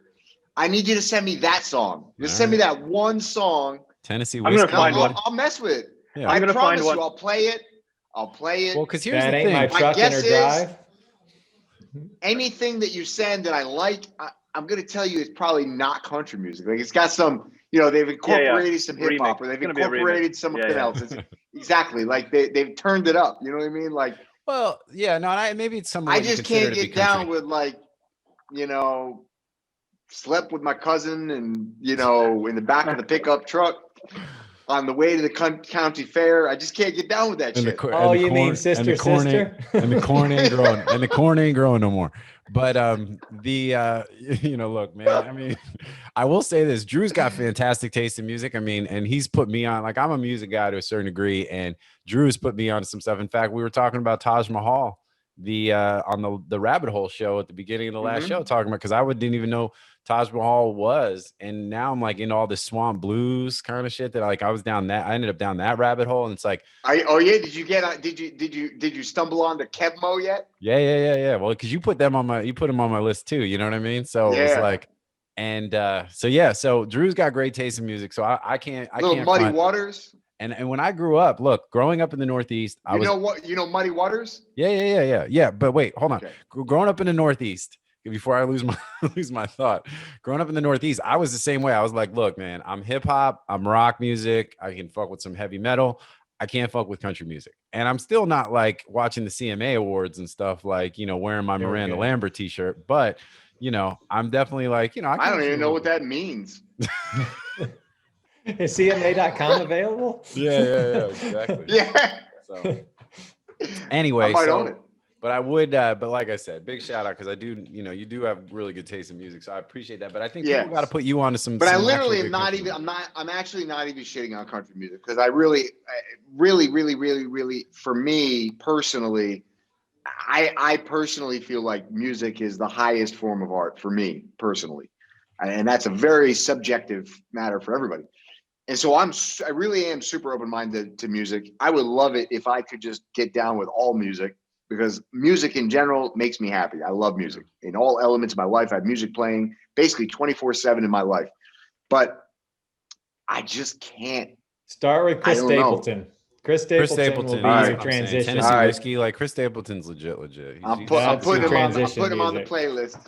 I'm putting him on the Yeah. playlist right now, and then I'll listen to this and I'll let you all know how that works out. All right, now back to But Jazz Chris, Fest. Oh yeah. Chris right. Stapleton. Yeah. All right. Okay. So I liked Jazz Fest. Here's the one I liked was there's a bunch. Most of the names on here are okay. I would buy them. There's almost none on here that I just wouldn't buy for any price.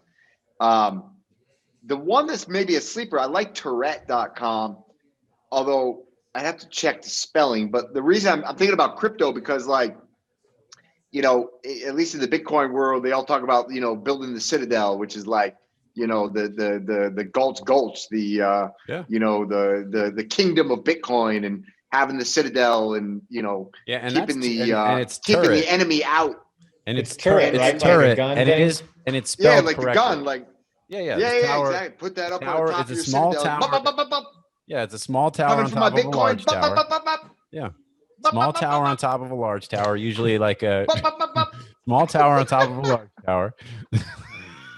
They're like, I think Oh, my you got a MP special needs kid in the background. my MP3 player is broken. You keep repeating all that shit. It's not Tourette's, it's Tourette's. Turret, yeah.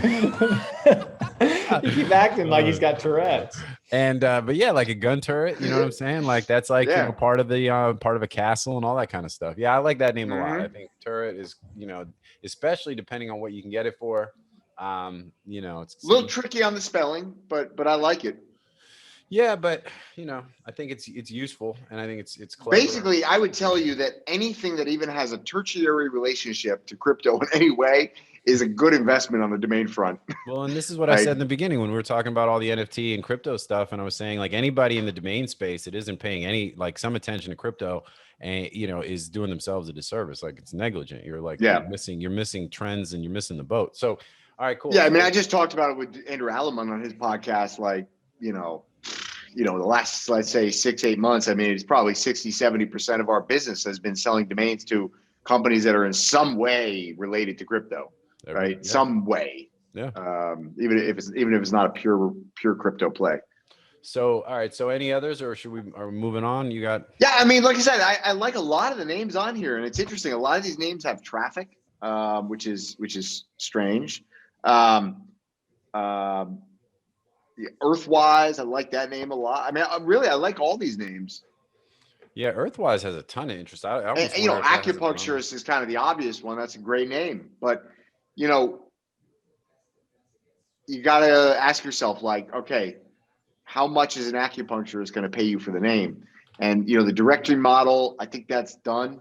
And so, maybe there's some big association that would buy it. Maybe there's like a convention. I don't know. Maybe somebody that sells like, supplies into that industry, but I like the name a lot, but I almost think that name has to be almost like, like a crypto, you know what I mean? It almost needs to be like use it for a different company altogether, not even acupuncture. I don't know, but acupuncture, like what do you can't pivot acupuncturist. Yeah, you can pivot like brass monkey. You can't pivot acupuncturist. Fair. All right, cool. Well, let's move along and give everybody else a chance to bring up a name or two. So what about who's next on the list? Shane, what do you think, man? Yeah, I thought a couple names in there. Clear Step was, I think it's just a great name. It exudes just easy pass, get through on the way.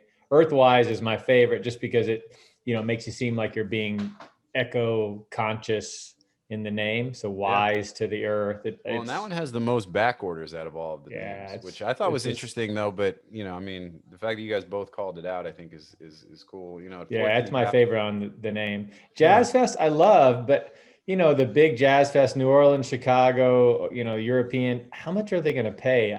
I guess they could, buck up for it, but that's the problem. Sometimes there's Doubtful. great names, but the end users just aren't gonna, like we talk about yoga all the time. Yoga studios never pay for the yoga names. They go for more in auction than they do from the end user. you mentioned Renato sounds like a Brazilian soccer player. it is actually. That's the Portuguese, Renato. I'm surprised Drew didn't talk about Renato as a popular name in Portugal. Well, yeah, it is. But the problem is, like, I can tell you, I mean, I own like two of the most popular Portuguese names there are. I own Alves, and which is like literally one of the top 5 most popular Portuguese last names. And I own George, which is both Spanish and pop. It's like literally top 2 names in Spain, Spanish speaking and Portuguese is George. I don't think I've ever had an inquiry on either one. Like, yeah. I mean, just from like a value, just like liquid value perspective, Renato.com is probably the one that's going to fetch the highest price. Okay. Yeah. You think of all these names? Yeah. You think Renato is going to fetch the highest price? Mm-hmm. You think obviously acupuncturist is going to? But... No, not necessarily. Let's see if I still have the list open. I think Earthwise.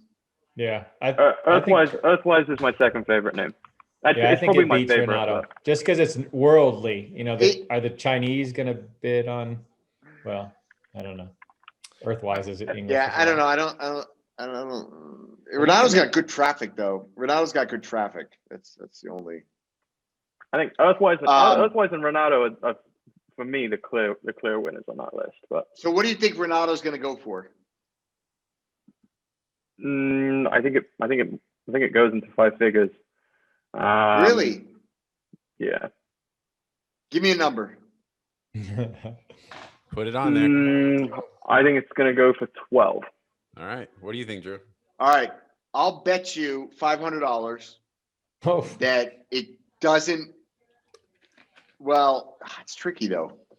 If he gets to come on, you were going to say it up. That it doesn't go past 5. All right, I'll bet you $500 and I'll take the under.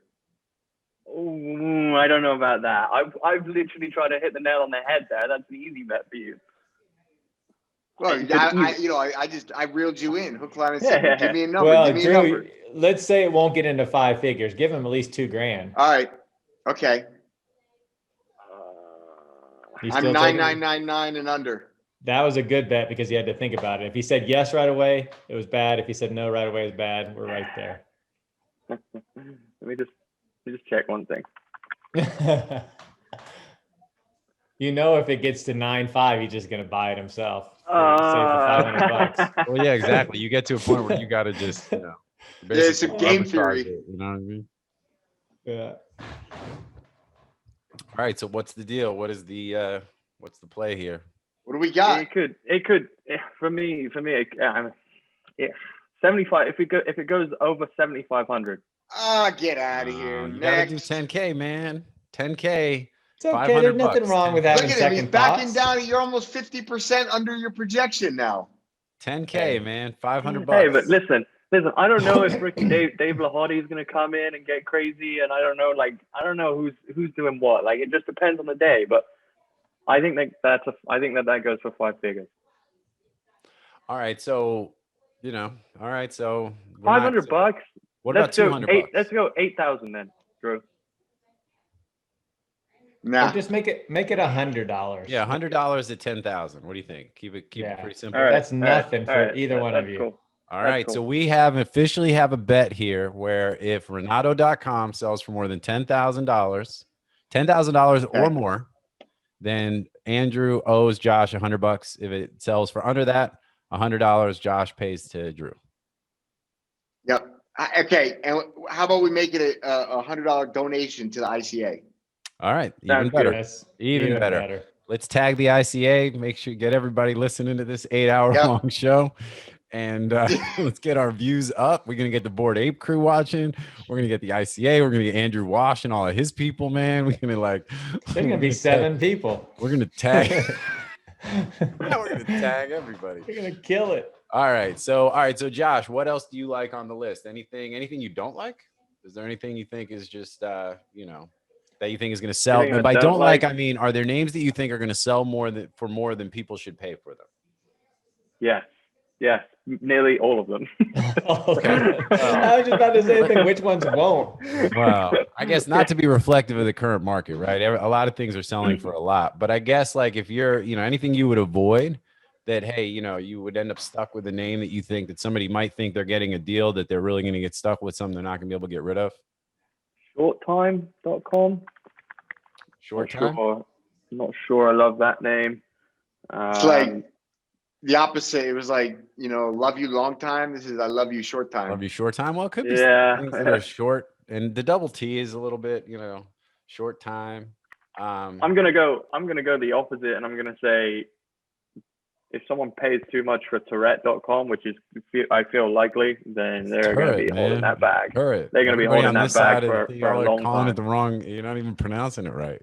It's Tourette. That's the problem. How about Wiser though? Wiser's kind of confusing in the sound. Like Wiser's interesting to me because it's like Budweiser. Like Budweiser. Yeah. Well, it's like, is it a name? Maybe and is it a German word? Is there like what's the what? So Inner Healing is a cool name, by the way. Like if you can get a good price for Inner Healing, I think that's got some great return possibilities on it.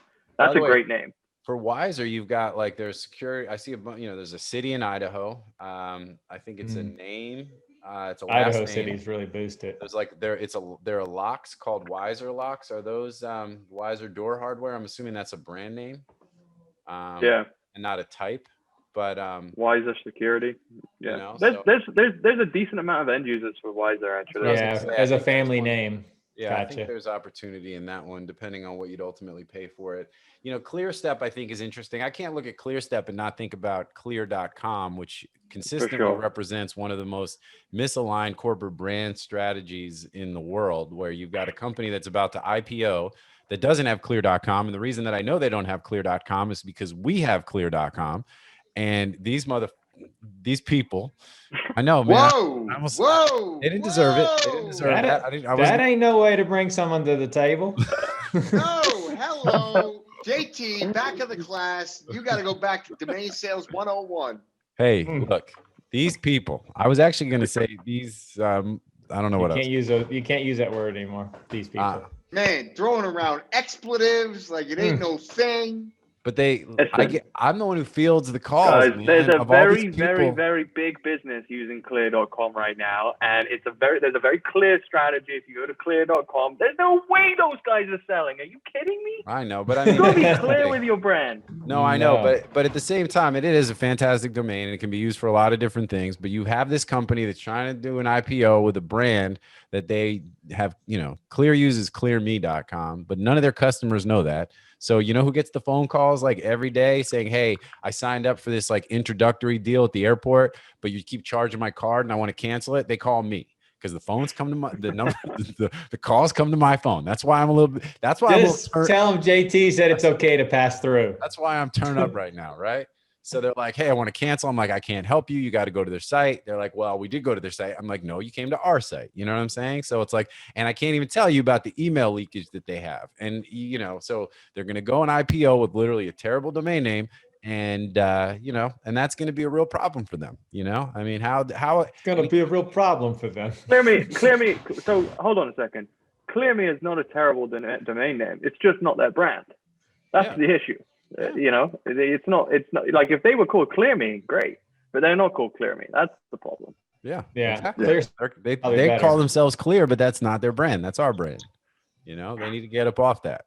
They should let everybody know we don't have a good domain. We have a decent domain. You know what I mean? And it's not an exact match. So anyway, but you know, but in the meantime, holler at us. You know what I'm saying? If you want to improve your life.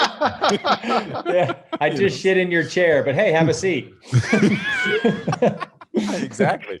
But hey, holler at us. You know what I'm saying? Improve your life. Change your life for the better. Give us a call. You know what I mean? I know you can find our number because it's on the name that everybody that thinks that's yours. And you know, but again, you know, we've got a great brand on it. But at the same time, guys, like they should probably be thinking about switching it up, you know. So maybe go with Clear Step. I don't know. But anyway, with that, all right. Well, I think we covered almost all of them. What about Ballet Studio? You know, Ballet Studio was one of those before when I was talking about it being like where I liked Moving Pro a lot because you got a name that's generic, but yet also brandable and, you know, usable by folks in, you know, local, more national. Moving Pro could literally be a group of guys in your town who move, or it could be a national brand, right? That's what I think is amazing about a name like Moving Pro. What about Ballet Studio though? Ballet Studio is so generic that, you know, what do you do? I mean, it's appraised at $4,500. I mean, do you think that's, you know, you guys think that? I mean, you know, in the world of Zoom, you know, I was doing Pilates on Zoom during COVID. I mean, you know, you have a virtual ballet studio. I think it's, you know, a decent name. You don't want to put 20 grand into it, but, you know, for the right price, it's a great name. And the right price is probably, you know, under 2 grand. Okay. Well, I think that's fair. And I guess that's the point with all these domains, right? Every domain is great at a certain price and period. And yeah. Then, you know, and you know, some of those domains that, you know, that right price is 0, but well, on this list though, do you think any of these are not worth at least $100? No, I think everything on this list is worth owning, you know, without, you know, saying, look, this is the max you could pay. There's not a name on this list that I wouldn't want to own in my portfolio. Yeah, no, that's fair. And like I said, each one has a minimum appraisal of $1,000, has at least 20 back orders. I mean, these are decent. I think Car Fleet is probably the weak link here, but even that name, like there are a ton of ways to monetize that name or in that industry. Like there are companies that run software for managing car fleets. There's accounting stuff for car fleets. There's tax stuff for car fleets. There's actually the logistics, gas cards, you know, GPS tracking, like tons and tons of applications for car fleet. It's just a little uber generic, and I think it's a hard sell. You need the stars to align, but it's certainly not a bad name. It's certainly not a worthless name. You know, so yeah, these are all quite like that name. So, all right, yeah, I actually like that a lot. I think, you know, it's funny as you were this going. Is the beauty of markets. You know, you just let a market be free, and there's going to be somebody on both sides of every trade. Well, I didn't like it much, and then you started talking about it. And that's where I'm at. I was kind of whatever. I was lukewarm to it, but then the next thing I know, and Shane's chiming in. And this is why I do what I do. Like I have to have it. I have to have it. You know, like this name is going to be the crown jewel of my portfolio. Yeah, it's going to beat Renato. So, all right, well, cool. So that's the list. Like I said, guys, to the audience, you know, you've got 2 weeks or less on every one of these names. So if you're interested in any of them, I'd head over to NameJet. We got the links down below. We've got the sheet attached, or just get over to NameJet and search them and pull them up, and you know, but much easier to find just from the links directly from the page at DomainSherpa.com, and then the link to the specific show, and then that's where we've got all the links to the individual domains as well as the Excel sheet to help you manage that and you know, maximize your time and efficiency in managing those names and bids and whatnot. So with that, let's slide into our third section, which I kind of think we led with this, where we really got into the Bored Apes and we got into a lot of the talk about crypto and Bitcoin and stuff. But this is grand opening, grand closing, which I know, Drew, this goes back to our, you know, our love of music. Jay-Z, baby. Yeah, man. You know. So, and in this, it's just, if there's anything that we haven't talked about that any of y'all wanted to cover, wanted to mention, wanted to promote, then, you know, the floor is yours. So with that, Josh, what do you got, man? What's going on? What's good with DNWE? Dutch auctions? Are they live? What's happening? Are they popping off? I mean, I know they are, but you know, the audience. Yeah, all good. Yeah, man. Just I'm just trying to. You all right, dude? Yeah, I know your back's bothering. That was less than enthusiastic. I know. It's just not. He took a giant hit right before the answer. There's nothing crazy. You know, it's just a domain game, guys. You know, we're doing our thing. It's the same as usual. nothing's changing. I'm waiting for the market to tank so I can pick up some good names. And yeah, man, I mean, DNWE is going well. I saw someone just like shout it out on Twitter and said they were going to do like a 30-day DNWE challenge and try to get 5K in sales.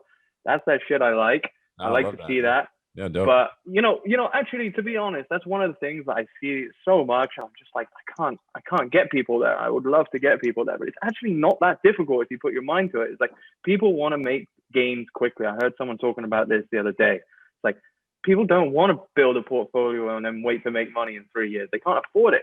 Like they literally can't afford to do it. They can't wait. So everyone just wants to flip and make money quickly, but you've got to be good. You've got to understand the market. You've got to be able to buy domains for under what their value is in order to do it. And while there is opportunities to do that every single day on the drop list, the people that want to do this, they just don't know how to do it. So I'm just like I'm trying to go through this uphill battle. And honestly, be quite blunt with you, I'm getting a little tired. I've kind of stopped trying.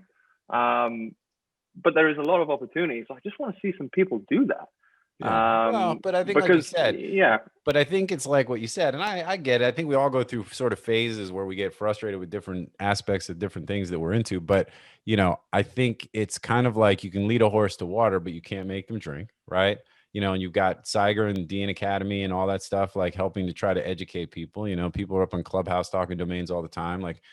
But it's one thing to just want to have success. It's another thing to put in the damn work. You know what I'm saying? And it's like, so I hear you. In a perfect world, everybody would kind of like, have the wherewithal and the drive to, follow through and do what needs to be done. But that's also what makes us successful compared to other folks, because people aren't willing to put in the time, the effort, or know what they're doing. I mean, I think there's also a lot of conflicting information out there, right? It's just like, the way that I think about things as a newer domain investor getting in, and how I got to the point where I am today by flipping names, and I was on name pros wholesaling. I flipped names to Drew, I flipped names to Braden, I flipped names to whatever, and now I can actually hold names. Now I can build a portfolio. Now I have retail sales every week. But to get there today is different than how Rick Schwartz or whoever got there in the 90s, or like different situations, right? And I think that there's so much information out there that doesn't apply to domain investors today.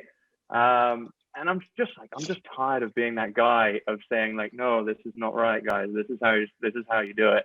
And everyone's like, who the fuck are you to say that? It's like, oh, well, listen, here's Josh, a revelation really feel, that I've bro? come to.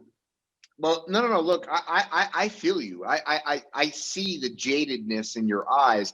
This is an evolutionary step to becoming a successful domain investor. You need to go through this. This is when you hear me saying like, oh, people are stupid, when you hear me saying like, everybody thinks I'm like this angry old man, like, but it's not true. It's just that you become jaded because you just learn how it is. And these are just the facts. Most of these people, they're really stupid. It's just, I don't even want to say it like to be mean. It's just an observation of after a long time of doing this and interacting with the community. But you're absolutely right. And the conclusion that I came to, which is the only way to stay happy and sane, is that you have to allow people to fail, because that's how I succeeded. I wasted 300 grand. I flushed it down the toilet. That's a lot more money than most of these people are going to lose before they learn a lesson. And what you're going to do is you're going to go out there and you're going to fail, because you need to learn how to crawl before you walk. And you got to, there is no other way. We go out there with good intentions, and I've always had these good intentions of trying to help people not make the mistakes I made, trying to educate people. I've spent thousands of hours on this platform well before I owned it, trying to help educate people about what makes a domain valuable, what are the pitfalls, how to avoid, making those expensive mistakes. But the reality is you're just banging your head against the wall. And I'm not saying we shouldn't be out there sharing it. We should. And that's why I continued on this mission. That's why I bought DomainSherpa. That's why I get on here every week, because I do think this is very important. But the revelation you need to have, which I've gone through, is that none of this is on you. You just get out there and share the information that you've got, but you can't you can't take it to heart that people are going to trip, fall flat on their face, knock their fucking teeth out, and lose all their money. That's just how it is. People are going to do that. And, I'll get on here and I'll pound the thing and I'll say, don't do this. Don't spend your money on this stupid shit. But they're going to go do it anyways. And that's fine. I can sleep better at night knowing that I've at least put it out there in the universe. I've contributed a voice, trying to be reasonable. And there's going to be a lot of voices that are out there that are unreasonable. And people are going to absorb what they absorb. And they're going to find the narrative that they want to find. And they're going to find the narrative that ultimately they deserve. And that's just what it is. I actually love in the Bitcoin world, people say, you're going to get Bitcoin at the price you deserve. And I love that statement because right off the cuff, people think, oh, it's so derogatory, douchebag. But no, it's exactly correct. You're going to go through this journey of learning. And at some point, you're going to understand what this is. Whether you're talking about domain names or Bitcoin or Bored Apes, you're going to go through a journey. You're going to figure out what this is. There's going to be various stages of that journey.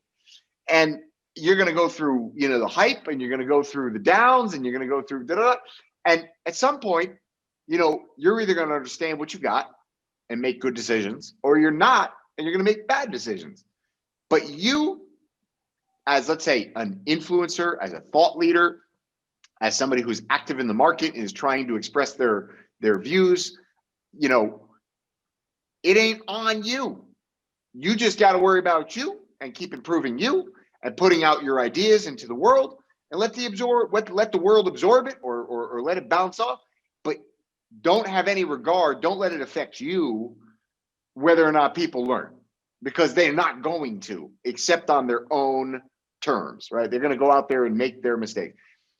That's the point, is just don't beat yourself up. Don't get worried about, oh man, I'm so tired of doing this. Because look, that's how I became so jaded. I wish I learned this lesson like 10 years earlier. I wouldn't be as jaded and angry as I am. But you don't need to go there. You just don't worry about it. Just you're a good dude. You just you're just exercising, you're making money, you're figuring this game out. And that's exactly what people need to do.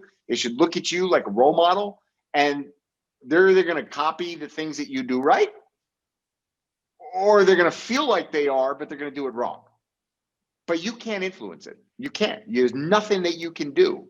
So Drew just keep doing you. Yeah, he just dropped a whole lot of knowledge on you, man. And Josh, I don't know if it's just for you standing up with that back thing you got going on, and maybe you just getting a little tired on your feet because you were just like, you're like, fuck it all, man. It was burning down.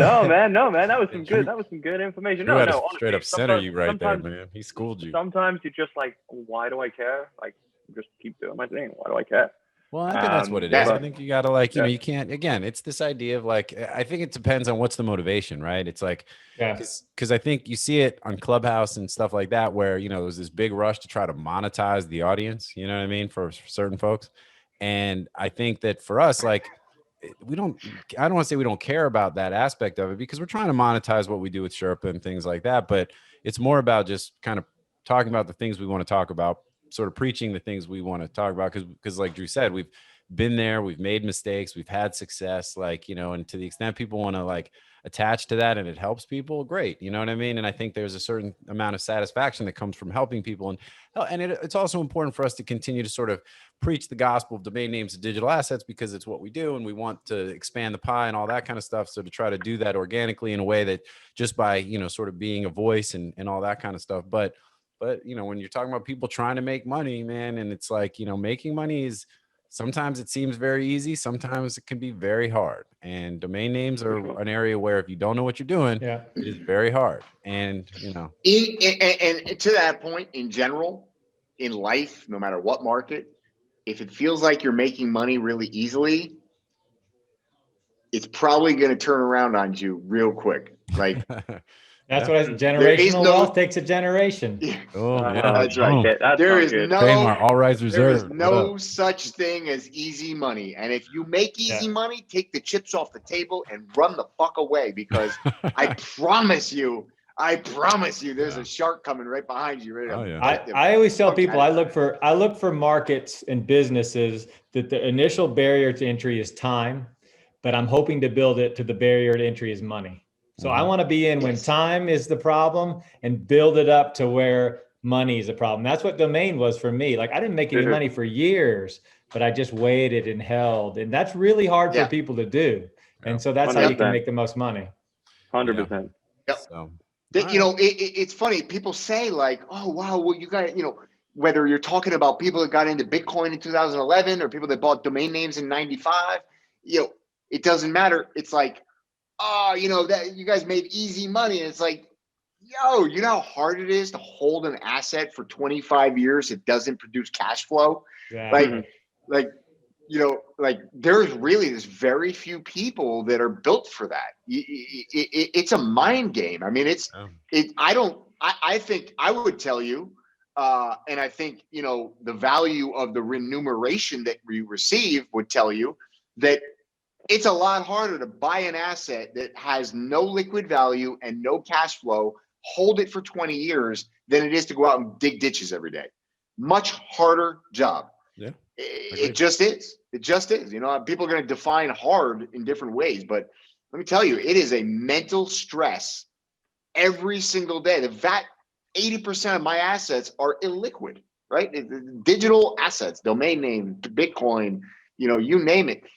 This stuff isn't liquid. And, you know, feeling like you were successful in life, but 80% of your net wealth is illiquid. That's a mind trip. That's not, you know, that's not like that. I can promise you that's not easy money.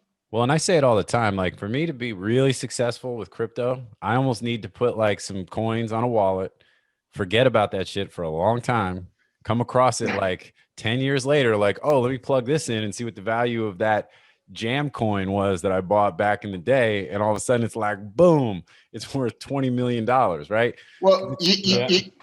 do you know the inception story? Just super quick. Do you know the inception story? This of El Salvador, you know, making Bitcoin legal tender. Yeah. Well, we talked about it on the show the other day. Yeah, well, there's some details though that I just found out about yesterday, which is pretty interesting. So it was exactly what you just said. It was a dude who had bought a bunch of Bitcoin in 2011. He put them he bought them at 3 cents, and he had them on a little USB drive. He had the keys on a USB drive, and he literally picked it up in 2017, I think it was, or 18, and was like, oh wow, you know, he had been trying to like crack this thing, couldn't do it. He finally remembered the password and he got in, and you know, and then he took that money or a chunk of it, a pretty decent sized chunk of it, and he donated it to this organization that was starting in El Salvador called Bitcoin Beach. And they created a community, I think, of 3,000 people who literally created a Bitcoin bubble. So the entire local economy of this tiny little town called El Zonte ran on Bitcoin. You know, you bought your coffee in Bitcoin. It was all run over the Lightning Network.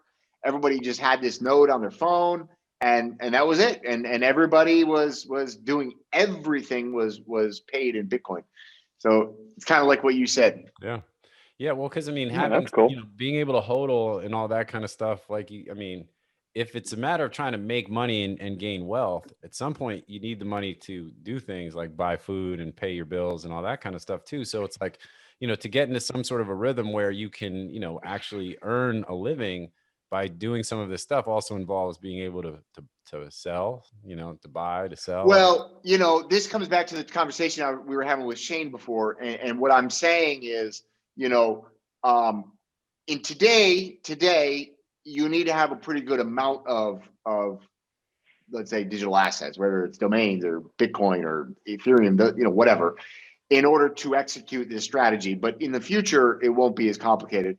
But in essence, really what you want is you don't want to sell. You just want to borrow against it and spend that, because as long as you have an income being produced in order to, you know, service the debt, pay the interest, et cetera, because that's non-taxable. I mean, that's how every wealthy person lives. They ultra wealthy, right? They're not earning an income. This is why, you know, this big ProPublica or whatever, you know, publishes this thing about, you know, 3,000 richest Americans and they don't pay any tax. And it's like, woo, whoa, you know, if that came as a surprise to you, you're part of the stupid people I was talking about. Like, like yeah, they'll get you with the you, clickbait headline. rich people don't pay taxes because they don't earn income. Rich people, you know, go back and read Rich Dad, Poor Dad, like his 4 quadrants. Like he told you about this shit 30 years ago. Should have read the book. Like, shout out to Kawasaki, man. Kawasaki, right? Kawasaki, man. Go read Kawasaki. He's been telling you about this shit 30 years ago. Yeah, like, he was on all that shit back in the day. It's like rich people don't earn income. Yeah. Rich people have assets, and the assets go up in value, and they create cash flow, and they borrow against those assets in order, because by the U.S. tax code and most tax codes around the world, when you borrow money, the interest on that money is deductible, so you can deduct it against any income. Number one, and number two is the money that you borrow against the assets is not income. And so you can go out and spend it as you wish, and it's not taxable.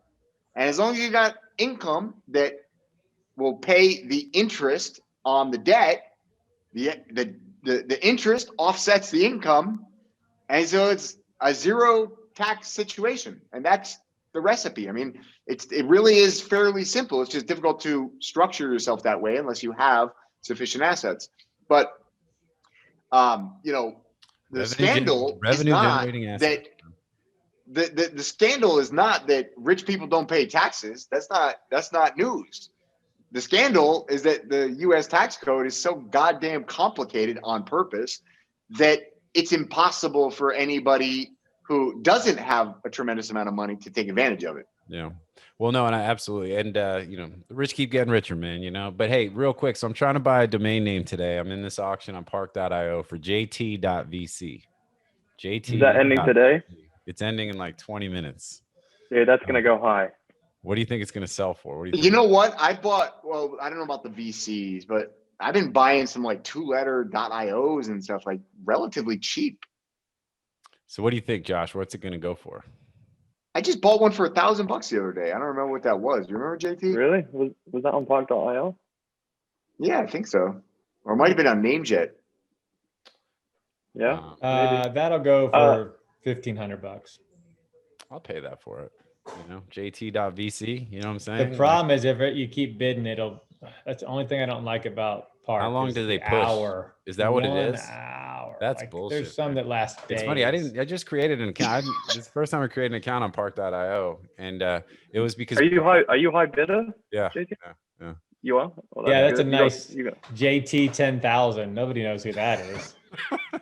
Well, it was all started on Twitter. Barman was like, "Yo, you know, hey, are you in on this?" I'm like, "I am now." And then James Booth was like, "Yo, what are you doing, man? You know, like you're big." He's Phenom, isn't he? He's right behind you. Phenom, yeah, he was in my business on it. And I said, but I tweeted at him, I'm like, "It's JT, not JB, man. Like, step off." You know what I'm saying? Like, yeah, step off, you. This is my shit right here. I'm gonna be dropping emojis on people. Emojis, JT, VC emojis, man. You know what I'm saying? like, I'm gonna subdomain this shit out. Like, this is gonna be my brand right now. Hey, up for it, man. I'm down with .vc being the next boom. I'll be just making money. Yeah. Listen, don't get confused. .vc is not the next boom. I promise you. Why do I know that? Number one, the VC industry its future is questionable, and number two, it literally has no application outside of virtual cannabis. It's the virtual cannabis market. Yeah, we're getting virtually high. I missed that angle. We're getting virtually high. Conferences, man. Virtual conferences. Yeah. Yeah, it could be. Vehicular homicide. Just remember rule number one. All jokes aside. Yeah. All jokes aside. Remember rule number one of domain investing. If you have to explain it, you already lost. I know. No, I want this for like literally my own like personal email. You know what I mean? So, anyway, but yeah. So we'll see. I got 18 minutes, and I'm up in this piece, and you know, but an hour. That's a crazy amount of time. Like, so one bid, and all of a sudden now, because otherwise it'd be ending already. So we'll see if it'll go up. There was some crazy .vc prices on park.io. No, I saw some like 5-figure auctions. Shout like, out to them and ridiculous Steve stuff. Webb and Mike Carson. I mean, they've done such an incredible job with what they built. I mean, Yeah. and you know, and I just think, you know, I'll tell you what, nobody other than maybe Frank has done a better job of parting a fool in their money. Yeah, Mike's a smart guy and Steve's a smart guy. Both well, of except them. that now, Yeah. you know, you look at IOs, man. I mean, they've, you know, I mean, a lot of like, I think I would tell you that I was literally like within weeks of being spot on calling the top on .io.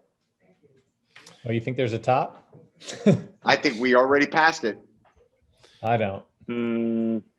I don't know, man. I mean, I think No. it depends. I think yes, they've cooled off, you know, where, you know, because a lot of No stuff, doubt about it. I No mean, doubt about it. that's no question. We see it based on offers and interest and other stuff, but you know, but I don't think it's gone. I mean, you just look at how many of these, like, No, I didn't say it's gone. I'm just saying we hit the top. I think we hit the top for now. You know what I mean? I don't. Mhm. And all I'm well, no, I don't know. Maybe. It'll come back and hit I don't that think so. VWAP line. The .io market, there's no doubt about it. It's so strongly correlated with crypto. It's insane. Yeah. It's actually insane. Like all It's of the so top sales strongly correlated with early crypto projects. Yeah. As they mature, they go to .com or .org.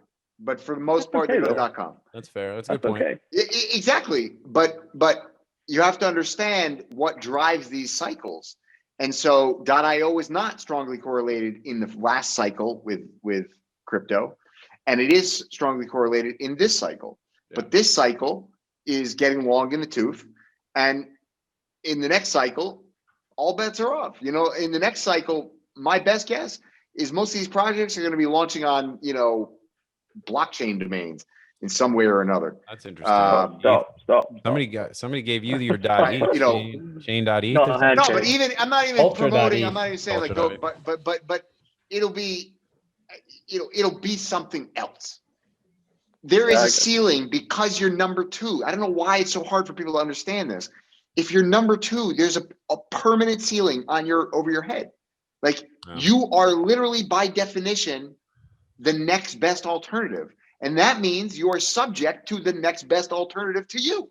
A lot of money in number two. Absolutely, until you're number three, and then you're number, you know, there's always going to be a next number two. That's my point. Yeah, no, Which is actually the exact same point I was making with the Bored Apes. You know, it's Speaking of which, I think that brings us. Oh, go ahead, Josh. Wait, real quick on just like Bitcoin, actual Bitcoin. Have we now that we're back over 40, or we were back over 40? Do you think we're going back up from here, or do you think that the cycle is potentially still trending downwards? I want to see us hold above 41. I want to see us like break 42 here in the next few days, minimum, like max, actually, like today or tomorrow, maybe the next 3 days max. I'd love to see us break above 42. If we can get some volume into this breakout, then I would feel really confident that we're like back into a bull market. Right now, I am bullish and I've put on a bullish position. But I'm skeptical of a fake out because there's just been, you know, it's low volume, not a lot of conviction. I'm not seeing it break up the way that I would expect it to break up in such a big breakout. And so I'm concerned about a fake out, but I think, you know, you have to lean bullish right now, but I think, you know, we need to really, you know, get some volume into the market and really show some conviction of it at 41 and north of that. Yeah, volume's down so much over the last, you know, month. It's crazy. Yeah, but you know, it's very interesting. You know, this is just also applies to domains that, you know, valuing any, you know, illiquid asset. It's just, you know, the price is always set at the margin, and it's like, you know, I think, and volume tells you that there's just very few coins trading in the market, you know, and it's the same thing. It's like, you know, if one 2character.com sells, is that the market? Like, hard to say that because they trade so infrequently. So, you know, it's like when there's so few coins actually trading in the market, it's very difficult to get price discovery. It's very difficult to say like, oh yeah, this is the market, this is the price, because there's just very few coins trading, which generally speaking would tell me that we should be going up, right? Because there's no new supply of any consequence coming to market unless there's sellers. And it looks like all the sellers are out. It's just that now we need buyers to move the price. So, it looks like we're pretty stagnant at the moment. So I don't know. I don't know what's going to happen. Yeah, but stagnant at 40K is not the worst thing in the world. When you look at the last time we had the big, there's no such thing in a market like this. There's no such thing as stagnation. You're either, if you're not going up, you're going down. All right, fair. So let's hope it goes up, or if it goes down, then it's a buying opportunity. So either way, it's all good. And with that, so this was a marathon session. It was a great show, Josh. I appreciate you standing the whole time. Yeah, that's all good. I got to make use of the standing desk, man. Yeah, no, it's all good, man. You burned a lot of calories today on the call. So, all right. So with that, I just want to say thank you guys. This was a lot of fun. Domain game was great. Talking about the name jet names was great. Talking about the Bored Apes.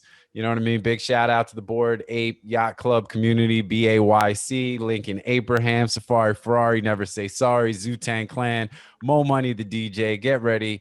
It's coming. We're going to get Drew on here. Drew's going to get his ape, and then we're going to do a show where we just have our apes as our, we're just going to talk as our apes. You know what I mean? Like, we're going to make that happen. We're going to have to. I got Colonel Xavier Whitenfur.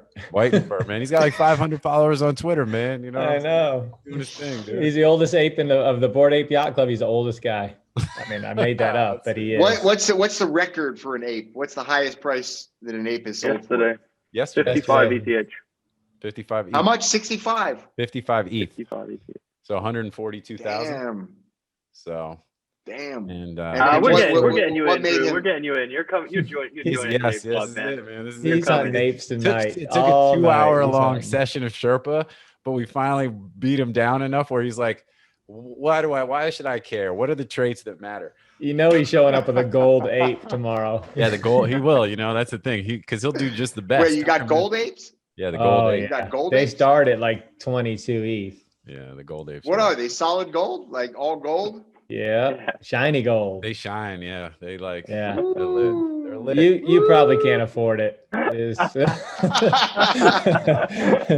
You should probably just leave that to the big guys, the whales. You put a gold ape in your profile. Shane knows how to stroke my ego. Yeah, dude, you'll double your followers in 24 hours if you put a gold ape on your profile picture. Yeah. I mean, a gold ape, they'll be just pussy everywhere. Save some for the rest of us if you buy a gold ape, please.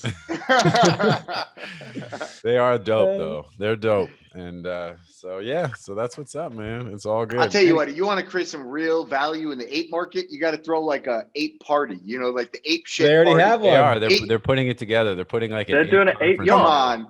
Ape con. And so you can only come if you've got an ape. Oh yeah. There's a lot of things. Your ape is your ticket. There's tons of drops. passport. You have to have an ape to get into a lot of things. Like they gave free camels and other. It's like NFTs. Charles Schwab. Charles Schwab says, at Charles Schwab, your voice is your passport. Yeah. And it's like, Bored Ape Yacht Club. Your ape and your MetaMask. No, it's true. Yeah, you need you need them on MetaMask too, because I've got mine on my like a different wallet, but like you need them on the MetaMask. You can't get anywhere. So you get the drops and the special People give you stuff all the time just because you have a Bored Ape. Yeah, I mean it's crazy. Come on. Yeah, no. Yeah. The community aspect of it is strong, man. I think that's where, and like you said, I think. What did they give you? They gave you ape shit? No, camel shit. Camel shit. Yeah. Literally camels. Yeah. And by the way, I'm 8 minutes out on this auction right now. So 8 minutes. Camel toe. Well, all right. You know what? All right. With that, I don't want to leave you all on here until see if I win this domain, but hopefully I get it. But no, we covered a lot of ground today. Again, big shout out to all y'all for being here. Shout out to the Bored Apes. And most importantly, shout out to the audience. As I say it on every single show, without y'all, there's no us. Reach out though. You want us to talk about something, you like something, you don't like something, hit us up, get in the comments, get at us on social media. send us an email, whatever. We're not hard to find, and we're here just doing what we do. Hopefully you guys are learning from it, enjoying it, and appreciate you taking the time and tuning in and spending some time with us. So with that, thank you to my homies. Thank you, everybody. We will catch you next time here on Domain Sherpa, where all roads lead to domains. In the meantime, be easy and stay bored. Let's get it.